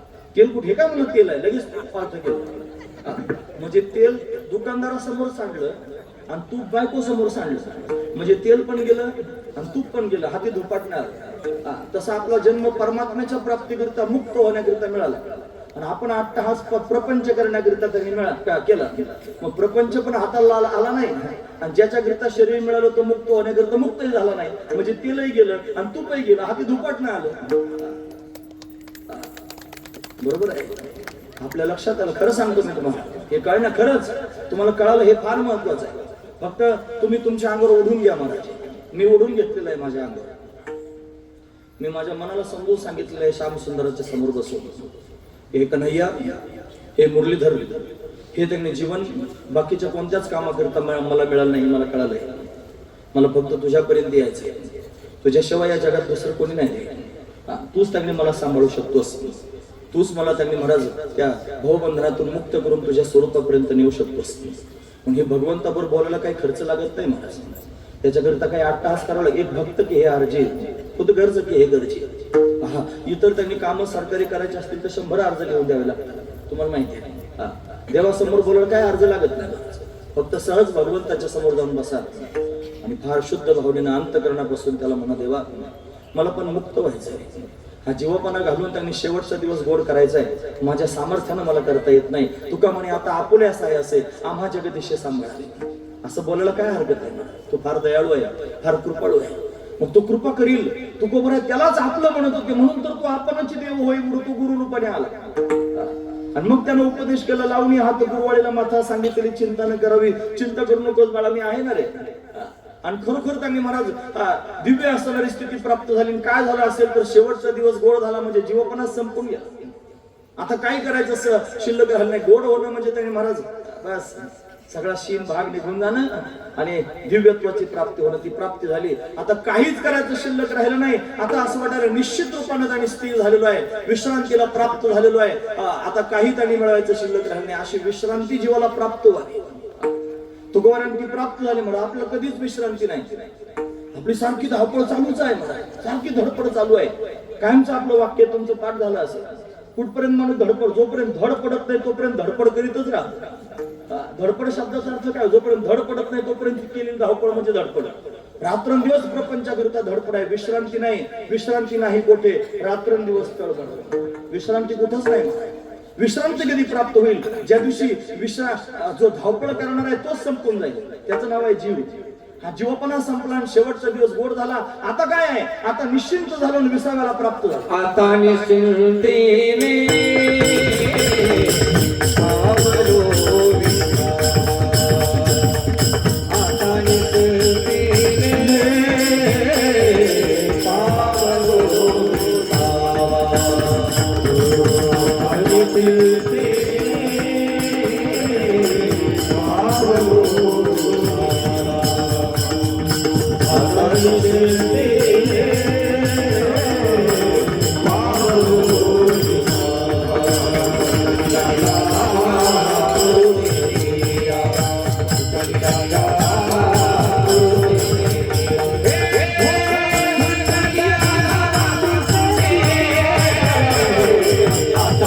Thank you.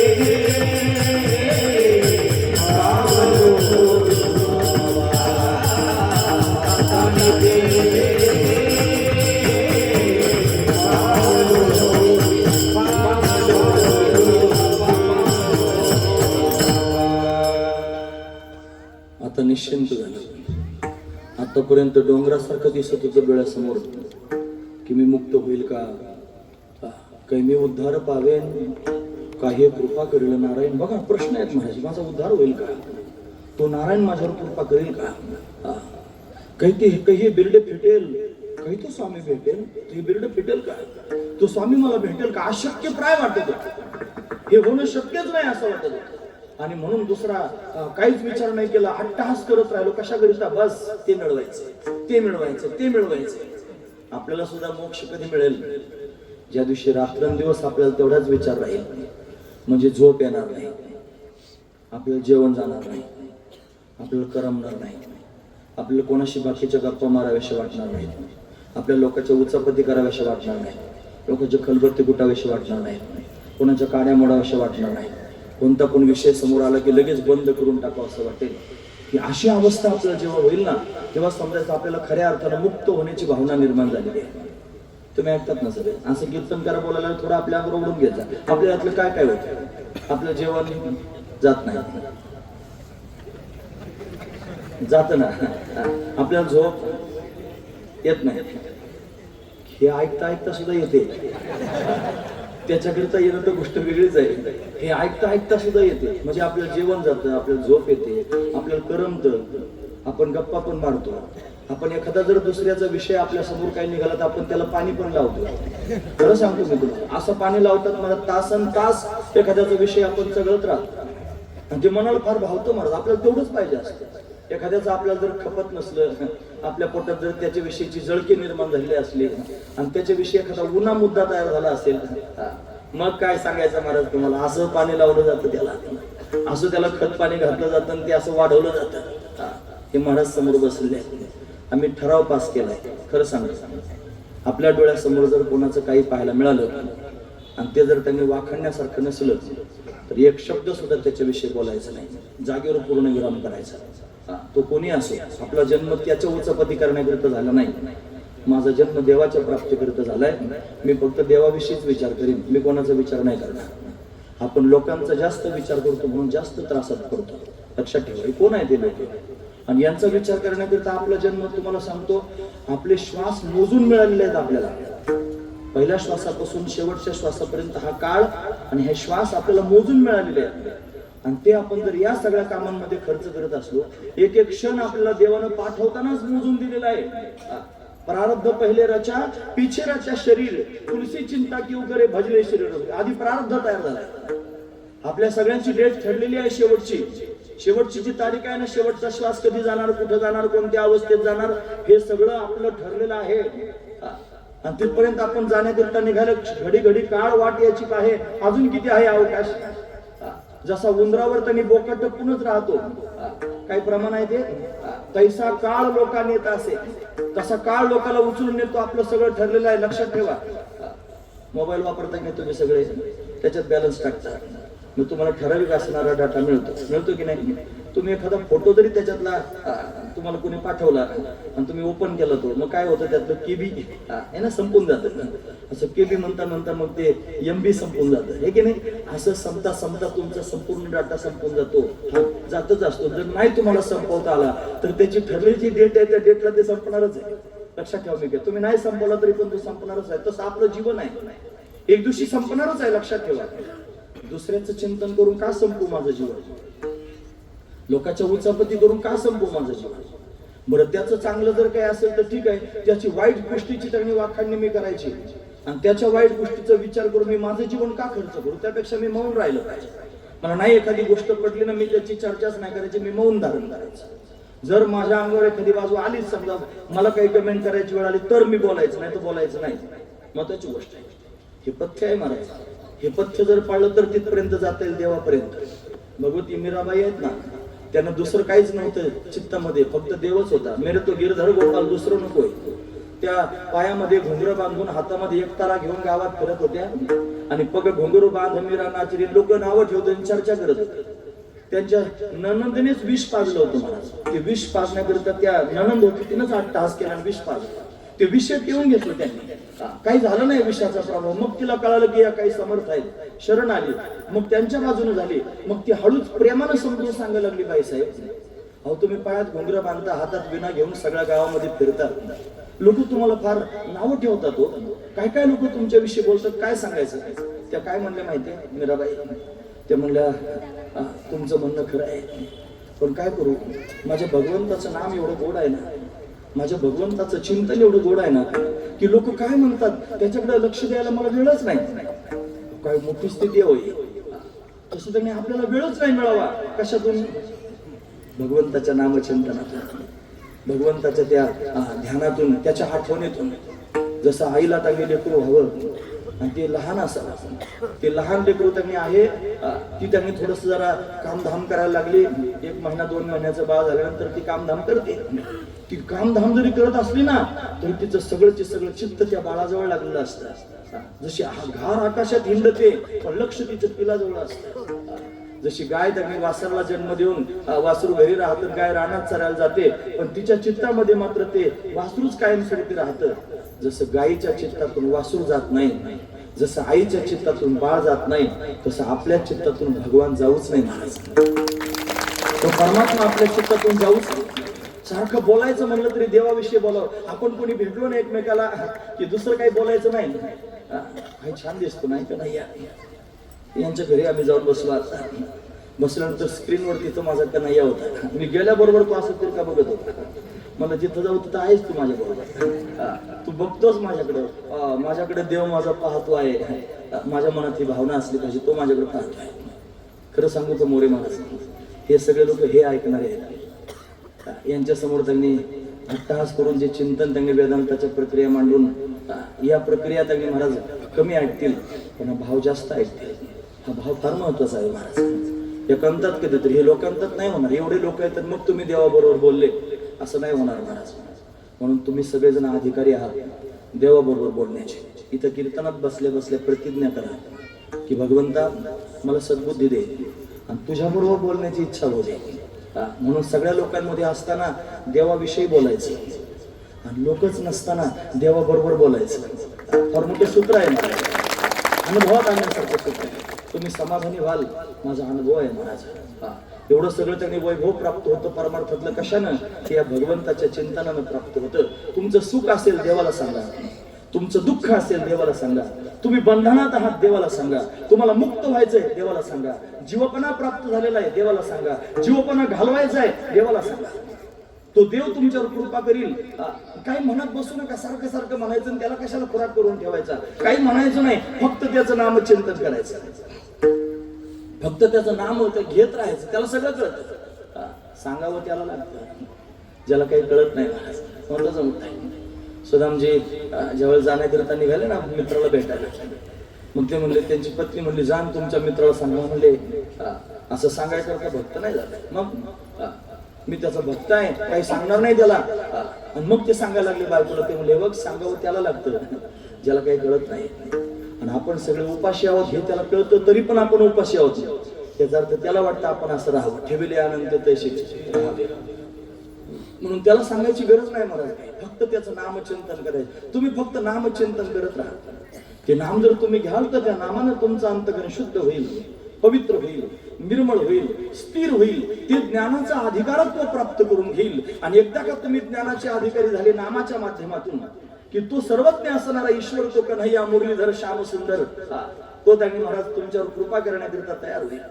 तो गुरुरूपानं तुमच्या जीवनात येईल आणि मग तुमच्या मस्तकावर हात ठेवील, दिव्य असणाऱ्या महावाक्याचा उपदेश करील. आणि मग तुम्हाला कळेल की मीच सच्चिदानंद स्वरूप असणारा ब्रह्म आहे. आणि ज्या दिवशी कळेल त्या दिवशी जीवपणा संपून जाईल. आणि कशानं होईल तर ते फक्त भगवंताच्या नामानं होईल. माझ्या जीवनात हेच झालं तुकोबराय म्हणतात. मला कौतुक वाटतं ते कशामुळे झालं असेल तर त्या भगवंताच्या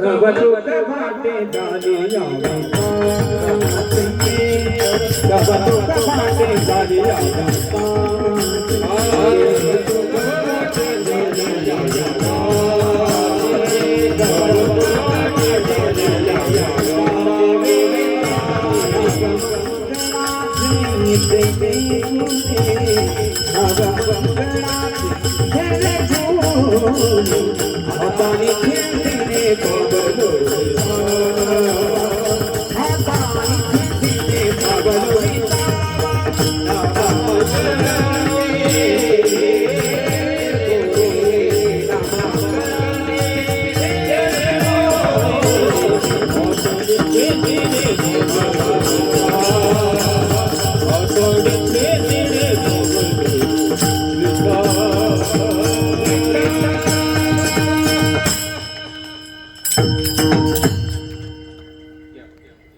कौतुक वाटे झाल्या वेचाचे नाम मंगळाचे तेने गुणे मंगलमय असणार तो भगवान, त्याचं नामही मंगलमयच आहे.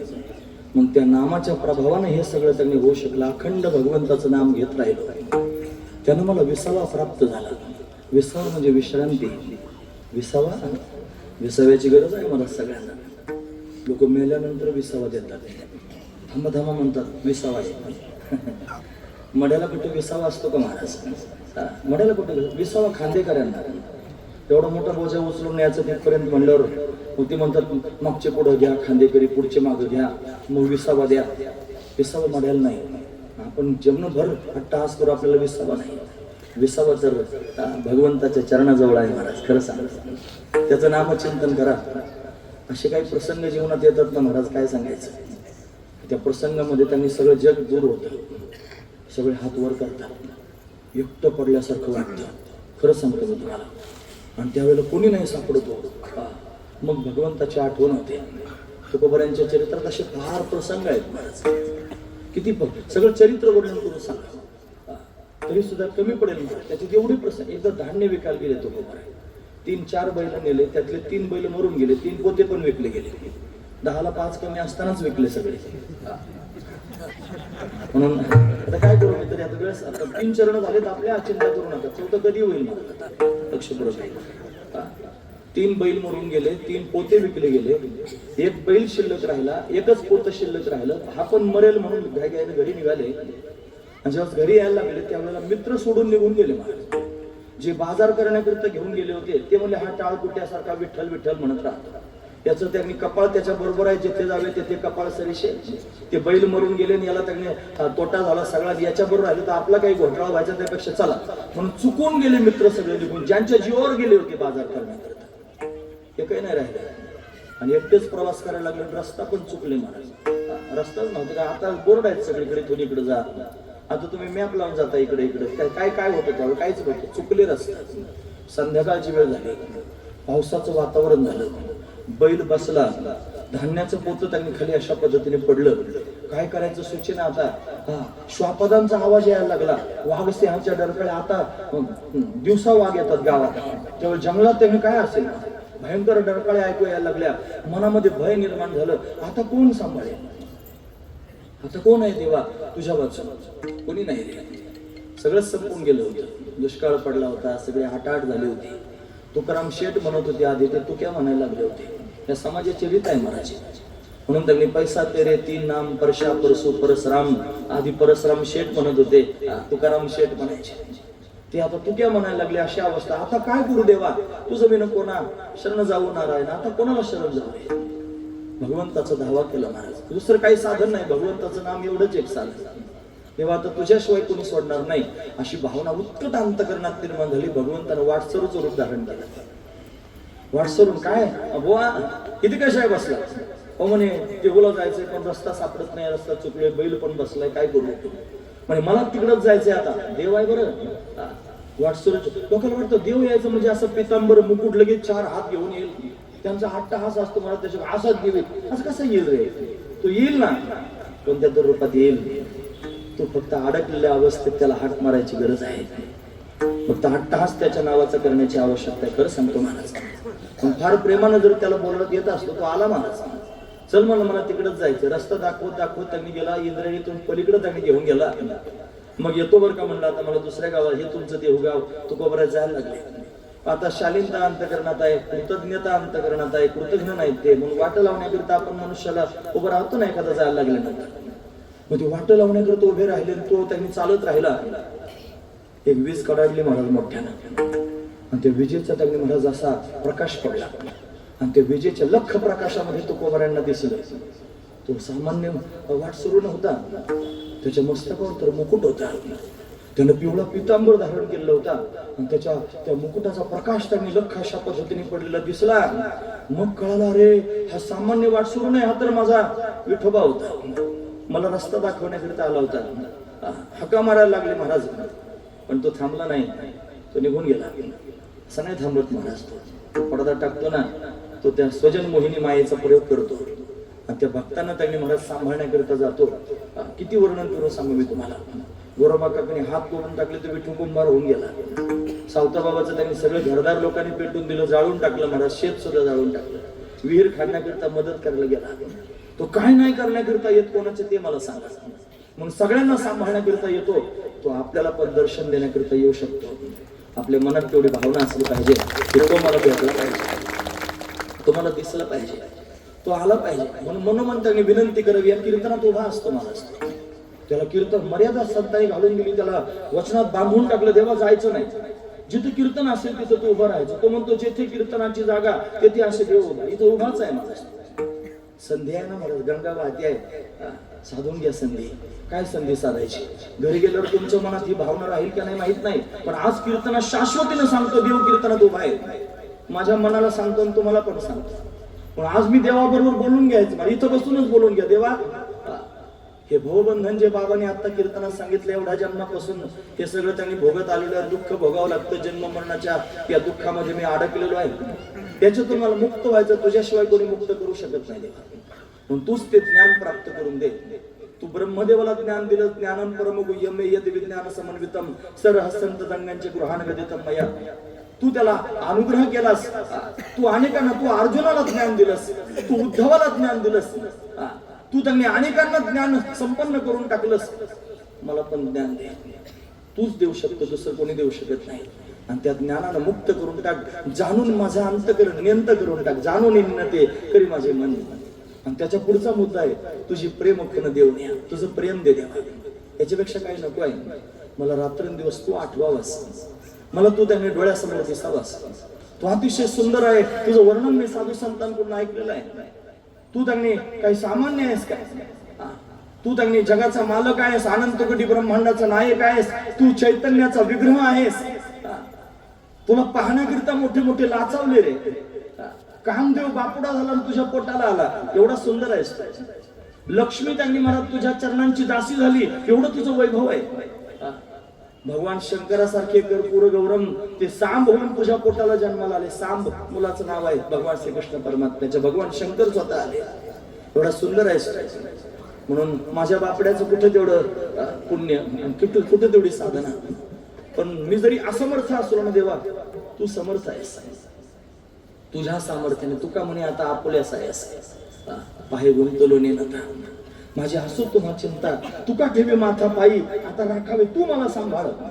आणि मला तुझं ते दिव्य असणारं रूप दाखव, जे पाहण्याकरिता मोठे मोठे शुकासारखी त्यांनी सुद्धा ललायत झाले. ती मला प्रत्यक्ष पाहायचंय. तो मुरलीधर मला डोळ्यासमोर त्यांनी प्रत्यक्ष दिसावा. एकच साधन आहे, त्याचं नामचिंतन करावं. अपेक्षा अशी पोटात धारण करावी की तो दिसला पाहिजे. फार सुंदर आहे ना तो. सावळा सुकुमार आहे. त्याचे चरण कर्दळीच्या गाभ्या समान कोमल आहेत. तो देवडा चरण उभा राहतो. एक पाय सरळ आहे, एक पाय तिरका त्यानं ठेवलेला आहे. त्याच्या पायामध्ये नुपुर म्हणजे पैंजण, त्याचा नाद गगनाला भिडतो आहे. त्यानं पिवळा पितांबर धारण केलेला आहे. त्याची कंबर सिंहासारखी लवचिक आहे. त्याचं उदर त्रिवलीने युक्त आहे. त्याची नाभी अतिशय सखोल आहे. त्याचं वक्षस्थल त्याने विस्तीर्ण आहे. त्यानं कमरेला शेला बांधलेला आहे. त्याच्या गळ्यामध्ये वैजयंतीमाला, कमल पुष्पांच्या माला त्यांनी आहे. त्याचा कंठ शंखासारखा सुंदर आहे. त्याची हनवटी अतिशय मोहक आहे. त्याचे कपोल म्हणजे गाल अतिशय दिव्य आहेत. त्याची नासिका म्हणजे नाक सरळ आहे. भोया धनुष्याकृती आहेत. त्याचे डोळे कमला समान आनंददायक आहेत. त्याचं उंच असणारं कपाळ आहे. त्याच्यावर मलयागिरी चंदन लावलेलं आहे. त्याच्यावर केशराची उटी आहे. त्याच्या मस्तकावर सोनेरी रंगाचे कुरळे केस आहेत. त्यानं मोर मुकुट धारण केलेला आहे. त्याचे ओठ कुंदर फुलासारखे लाल आहेत. त्याचे दात रत्नांची उडी ठेवल्यासारखे सुंदर दिसत आहेत. तो स्मित हास्य करतोय. त्याचे हात अतिशय दिव्य आहेत. त्याच्या मनगटात मनगट आहेत. त्याच्या दंडामध्ये बाजूबंद आहेत. त्यानं हातात मुरली घेतलेली आहे. ती आधारावर धरलेली आहे. तो देहुडाचरण असणारा परमात्मा मुरली वादन करतोय. त्याच्यातून त्यांनी भक्तांची नावं घेतोय आणि सर्वांना वेधून घेतोय. मला दुसरं काही आठवूच नाही. असा नखशिकांत फक्त तूच दिसावास. तासन तास मला तुझ्या चरणांचं चिंतन करता यावं. तुझा पितांबर डोळ्यासमोर राहावा. तुझी मुरली त्यांनी कानामध्ये ऐकू यावी. तुझं ते स्मित हास्य मला त्यांनी वेडावून टाकावं. याच्यापेक्षा काही देऊ नकोस देवा. अशी अवस्था माझ्या चित्ताची त्यांनी निर्माण कर. सारखं सारखं माझं हृदय तुझ्याकरिता भरून यावं, माझा कंठ तुझ्याकरिता दाटून यावा, माझ्या डोळ्यांमध्ये तुझ्याकरिता अश्रुधारा त्यांनी वाहाव्यात, माझ्या सर्व शरीरावर रोमांच उभे राहावेत आणि सारखी मी तुझी आठवण करीत राहावं. याच्यापेक्षा दुसरं काही देऊ नकोस देवा. अशी भावना कीर्तनात बसून जर भगवंताच्या समोर व्यक्त केली तर तो फार दयाळू आहे महाराज मुरलीधर, आपल्यावर कृपा करेल आणि कृपा करून त्यांनी महाराज भवबंधनातून मुक्त करून टाकेल. मग काहीच करायचं शिल्लक राहणार नाही. सहज मुखातून शब्द बाहेर पडतील. आता हे राहिलेले जे 4 दिवस आहेत मुक्त झाल्यानंतर याच्यात फक्त एवढंच त्यांनी करायचं, बाकी काहीच करायचं शिल्लक राहणार नाही. त्यानं कृपा केलं की त्यांनी भवबंधनातून मुक्त होईल आणि मुक्त झाला म्हणजे त्यांनी मुक्त स्थिती प्राप्त होईल. तीच खऱ्या अर्थानं नवरी आहे आणि तिच्याबरोबरच आता त्यांनी राहायचंय. उरले जे आयुष्यातले 4 दिवस आहेत ते फक्त त्याच्या चिंतनामध्ये खेळेमेळे घालवायचे आहेत. हा दिव्य त्यांनी जीवनमुक्तीच्या पलीकडचा भाव जगद्गुरु तुकोबारायांच्या मुखातून प्रगट होतोय. तो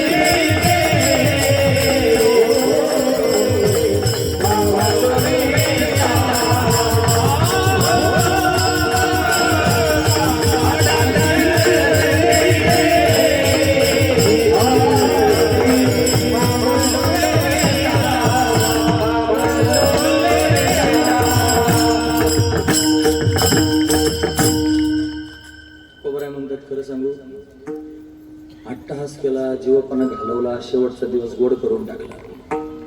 आता निश्चिंतीने विश्रांतीला प्राप्त झाला. सगळ्या त्यांनी तृष्णा संपून गेल्या. जगात मला काहीच मिळवायचं नाही. या जगातल्या त्यांनी भौतिक पदार्थांपैकी मला काही मिळवायचं नाही. इहलोकापासून ब्रह्मलोकापर्यंत अनुकूल मांडलेल्या भोगांविषयी वैराग्य निर्माण झालेला आहे. त्यागाची इच्छाच मनात निर्माण झालेली आहे. म्हणून संसारातलं काही मिळवायचं नाही. ब्रह्मादिक पदे दुःखाची शिराणी तेथे दुष्यित झाली जडोदेशी. ब्रह्मादिक पद सुद्धा मला नको आहे. नको वैकुंठेचा वास, मला वैकुंठ सुद्धा नको आहे. मला जगातलं काहीच नाही लागलं. मला कशाची तृष्णा शिल्लक राहिली. फार वाईट असते मला जी तृष्णा. हे मिळवायचं ते मिळवायचं अशी तृष्णा जर अंतःकरणामध्ये निर्माण झाली तर तीच माणसाला झोप येऊ देत नाही. आणि तृष्णा मरत नाही मला, ती जीर्ण होत नाही. भोगा न भोगता वयमेव भोगता, तपो न तप्तम वयमेव तप्ता, कालो न यातो वयमेव याता, तृष्णा न जीर्णा वयमेव जीर्ण. तृष्णा संपत नाही, आपण संपून जातो. हे मिळवायचं ते मिळवायचं कायम शिल्लक राहतं. शेवटच्या श्वासापर्यंत शिल्लक राहिलं तर त्याचंच नाव वासना तयार होतं. आणि वासना परत जन्माला कारणीभूत ठरते. मग परत हे चक्र चालूच राहतं. म्हणून त्यांनी मुक्त होणं म्हणजे काय? मुक्ती परिणेली नवरी. म्हणजे मुक्ती रूपी त्याने नवरी बरोबर माझा विवाह झाला नाही. परिणेली म्हणजे तिच्याशी विवाहच करून टाकला. म्हणजे आता मी मुक्त झालो. मुक्त होण्याची व्याख्या सगळ्यांना माहिती. सगळ्या वासना पोटात त्यांनी शिल्लक राहाव्यात आणि आयुष्य संपून जावं, त्याला मृत्यू असं म्हणतात. आणि सगळ्या वासना संपून जाव्यात आणि आयुष्य त्यांनी महाराज अशा पद्धतीनं शिल्लक राहावं, याला मुक्ती असं म्हणतात. वासना शिल्लक आहेत, आयुष्य संपलं, मृत्यू आहे. आणि वासना संपलेल्या आहेत आणि आयुष्य 4 दिवसाचं शिल्लक आहे, त्याला मुक्ती असं म्हणतात. आता जे 4 दिवस शिल्लक आहेत जीवनामध्ये, हे 4 दिवस त्यांनी काय करायचं? ज्या कन्हैयाचं आता वर्णन ऐकलं ना, तेच करायचं, दुसरं काहीच नाही करायचं. मनोमन भावना तयार करायची, तू आला पाहिजे. या जन्मात एकदा तरी तुझा प्रत्यक्ष दर्शन झालं पाहिजे, तू भेटला पाहिजेस, माझ्याशी बोलला पाहिजेस, तुझी संगती मला प्राप्त झाली पाहिजे, माझ्या मस्तकावर हात ठेवला पाहिजे, हृदयाला लावलं, देव हृदयाला लावतो महाराज. तुम्ही बघा, खांबातून प्रगट झाला प्रल्हादाकरता, आणि मग काय केलं, सगळेजण घाबरले पळून गेले. आणि हा कन्हैया त्यांनी महाराज असं दिव्य आहे, काय सांगायचं तुम्हाला, तो भक्ताकरताच प्रगट, लाज न धरता प्रगट होतो. म्हणजे शुष्क काष्टी गुरगुरी लाज हरी न धरी. मग ते प्रल्हादजी त्यांनी गेले, आणि गेल्यानंतर जसं त्यांनी छोटस बाळ आपल्या आईला बिलगतं ना, तसे प्रल्हादजी त्यांनी महाराज नरसिंह भगवंताला बिलगले. बिलगणं पण फार महत्वाचं आहे ना. हा त्यांनी तेवढा करताच केलेला करतो, चाटायला लागला काय, हृदयाला लावलं काय, मस्तकावर हात फिरवलं काय, हे प्रेम प्रल्हादाला प्राप्त झालं. ब्रह्मदेवासारखे खाली पाहायला लागले, त्यांचे शब्द आहेत, ब्रह्मदेव म्हणला मी याचा मुलगा आहे पण एवढं प्रेम मला दिलं नाही. लक्ष्मी म्हणली मी याची पत्नी आहे पण एवढं प्रेम मला कधी मिळालं नाही. भगवान शंकर म्हणले मी याचा आत्मा आहे पण एवढं प्रेम मला कधीच प्राप्त झालं नाही. इंद्रादी देव म्हणले आम्ही याची प्रजा आहोत, लेकर आहोत, पण एवढं प्रेम आम्हाला मिळालं नाही. प्रल्हादाला एवढं प्रेम भगवंतांना दिलं महाराज. तेवढं प्रेम आपल्याला पण देऊ शकतो, याची शाश्वती पोटात ठेवा. जे 4 दिवस शिल्लक राहतील ना, त्या 4 दिवसामध्ये माझ्या जीवनात असं व्हावं असा त्यांनी भाव तयार करा येत असतो. ते भक्तांवर विशेष प्रेम करण्याकरता येतो. अंध होते सूरदास बाबा बरं महाराज, त्यांना दिसतच नव्हतं काही, आणि ते भजन म्हणायचे. मग आता अंध व्यक्तीला काय त्यांनी कळतं, समोर कोण बसलं कोण नाही, ते हा जायचा महाराज त्यांच्यासमोर, आणि ते भजन म्हणायला लागले की असं हलवटीला हात लावायचं आणि त्यांच्या तोंडाकडे असं करायचं, तासन तास भजन ऐकायचं. तो येत असतो, आपल्या पोटात जर तेवढं प्रेम तयार झालं की नक्की येतो. माझ्या मनात अशी भावना असली पाहिजे की माझं कीर्तन ऐकण्याकरिता तो येतो, माझं कीर्तन ऐकण्याकरिता उभाच राहतो. म्हणून बस कीर्तन करायला बसू नये याचं कारण काय, तिथं देव उभा असतो. मग देव उभा असल्यावर आपण बसून त्याच्या समोर कीर्तन करायची कुठली गोष्ट आहे. फार त्रास होतो, कधी 4-6 दिवस एवढे तिचं भरलं होतं कमरेचं, आणि असं खुर्ची धरून त्यांनी मग माऊलींच्या भेटीला आपण गेलो, ते उभे आहेत, मग त्यांना त्रास आहे तरी पण खुर्ची त्यांनी धरून उभे आहेत, ती बसत नाही. हा महत्वाचा विचार आहे. फार वय झाल्यानंतर गोष्ट वेगळी, आपण देव कीर्तनात उभा आहे, माझं कीर्तन ऐकण्याकरिता येतो अशी भावना माझ्या पोटात असली पाहिजे. आणि तुम्ही कीर्तन ऐकत आहात तसे तुम्ही श्रोते आहात, देव सुद्धा इथं श्रोता होऊन आपण देवाच्या बरोबर त्यांनी कीर्तन ऐकतो अशी भावना तुमच्या पोटात असली पाहिजे. अशी भावना जर पोटात निर्माण, हा भावच देवापर्यंत घेऊन जाईल, फार महत्वाचं मुद्दा आहे. म्हणून आता दिवस 4 खेळी मिळेल, 4 दिवस शिल्लक आहेत, म्हणजे जीवनमुक्त अवस्था प्राप्त झालेली आहे. आणि आता जेवढं आयुष्य शिल्लक आहे त्या आयुष्यामध्ये खेळी मिळी भगवंताचं चिंतन करायचंय. पण सगळ्या लोकांनी असाच विचार करा, आपलेपणा तपासून घ्या, आपले सगळे वही त्यांनी तपासून पहा, कशाची वासना शिल्लक आहे अजून. जर कशाची वासना शिल्लक असेल, लवकरात लवकर घालवायचा प्रयत्न करा. त्या सगळ्या वासनांचा कागद त्यांनी फाडून टाका, कोरा करून टाका, आणि मग त्यांनी महाराज एकच वासना अंतकरणात शिल्लक ठेवा, भगवंताच्या दर्शनाची. आणि ती जर शिल्लक आहे तर मग 4 दिवस तुमचे फार प्रेमाचे जातील. माझं म्हणणं ऐका तुम्ही सगळ्यांनी, न जाणं आपली परत भेट होऊ नाही तर नाही हो पुन्हा. पण महत्वाचा मुद्दा एवढाच आहे, घेण्यासारखे त्यांनी हे शब्द आहेत ना, हे पोटात जपून ठेवा आणि स्वतःला समजून सांगा की जीवपणा घालवायलाच मी जन्माला आलेलो आहे, दुसरे कोणत्याच कामाकरता आलो नाही. बाकीचे कामं प्रारब्धाने होणार आहेत, ते जसे होतील तसे होतील. अट्टहास माझा फक्त जीवपणा घालवण्याकरता असेल.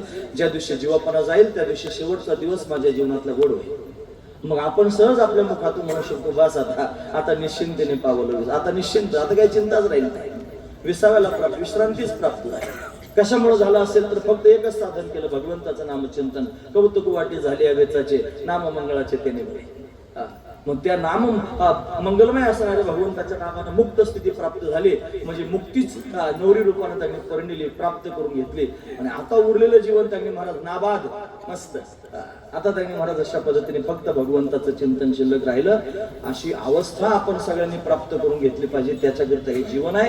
आणि त्याचा उपक्रम करताना आपण हाच केला होता की मनुष्य जन्म कशाकरिता प्राप्त झाला, याच्याकरिता प्राप्त झाला, ते प्राप्त करून घ्यावं. आणि आता उरलेले जे दिवस आहेत जीवनातले ते भगवंताच्या प्रेमामध्ये घालवावेत. म्हणजे त्यांनी महाराज जीवनाची इथे कर्तव्यता अशा पद्धतीने होईल, असा अभंगाचं सार आपण पाहण्याचा प्रयत्न केला. कोण कोण या स्थितीला प्राप्त झालं माहिती आहे तुम्हाला सांगू? हे ज्ञानेश्वर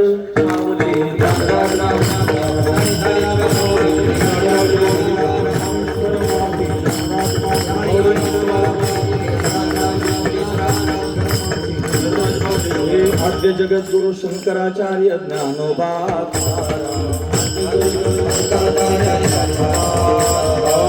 जगद्गुरु शंकराचार्य शंकराचार्य ज्ञानोबा तुकाराम, आद्य जगद्गुरु शंकराचार्य ज्ञानोबा तुकाराम, जगद्गुरु शंकराचार्य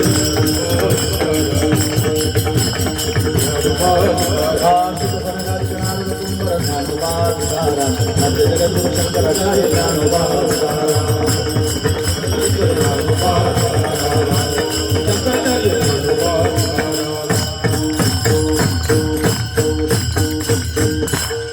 येतामध्ये यथावकाश भगवंताची सेवा करण्याचा प्रयत्न केला. झाले सेवा भगवंताच्या चरणी तुकोबरांच्या चरणी समर्पित करून या ठिकाणी थांबूया. 2 तास बसून तुम्ही माझी बडबड ऐकून घेतली. तुम्हा सगळ्यांच्या अंतःकरणापासून धन्यवाद. गुणवान मंडळींनी फार सुंदर साथ केली. तुम्हा सगळ्यांचे धन्यवाद. साऊंड सिस्टीम सहज आहे, मला चांगलं बोलता आलं, तुमचे धन्यवाद. बरेच भाविक त्यांनी परिसरातून या ठिकाणी उपस्थित, फार श्रद्धेनं त्यांनी महाराज आपण आला, सगळा मंडप गच्च भरलेला आहे आणि फार प्रेमानं श्रद्धेनं आपण सर्वजण ऐकत आहात. सर्व वारकऱ्यांची महाराज मंडळी समोर बसले. तुमच्या समोर मी अट्टहास करून आरडाओरडा करून हातवारे करून त्यांनी बोलतोय, माझी पात्रता नसताना तुम्ही तरी पण श्रवण करत आहात. तुम्हा सर्वांच्या चरणावर मस्तक ठेवतो, मस्तक माझा पायावरी या वारकरी संतांच्या, म्हणून सर्वांच्या चरणावर मस्तक ठेवून याच ठिकाणी थांबतो. चाल झालीच असं गृहीत धरूया आणि मोठ्या प्रेमानं भगवंताचं चिंतन करत. ते कसं हे विठ्ठल जय जय विठ्ठल, जय जय विठ्ठल, जय जय विठ्ठल, जय जय विठ्ठल, जय जय विठ्ठल.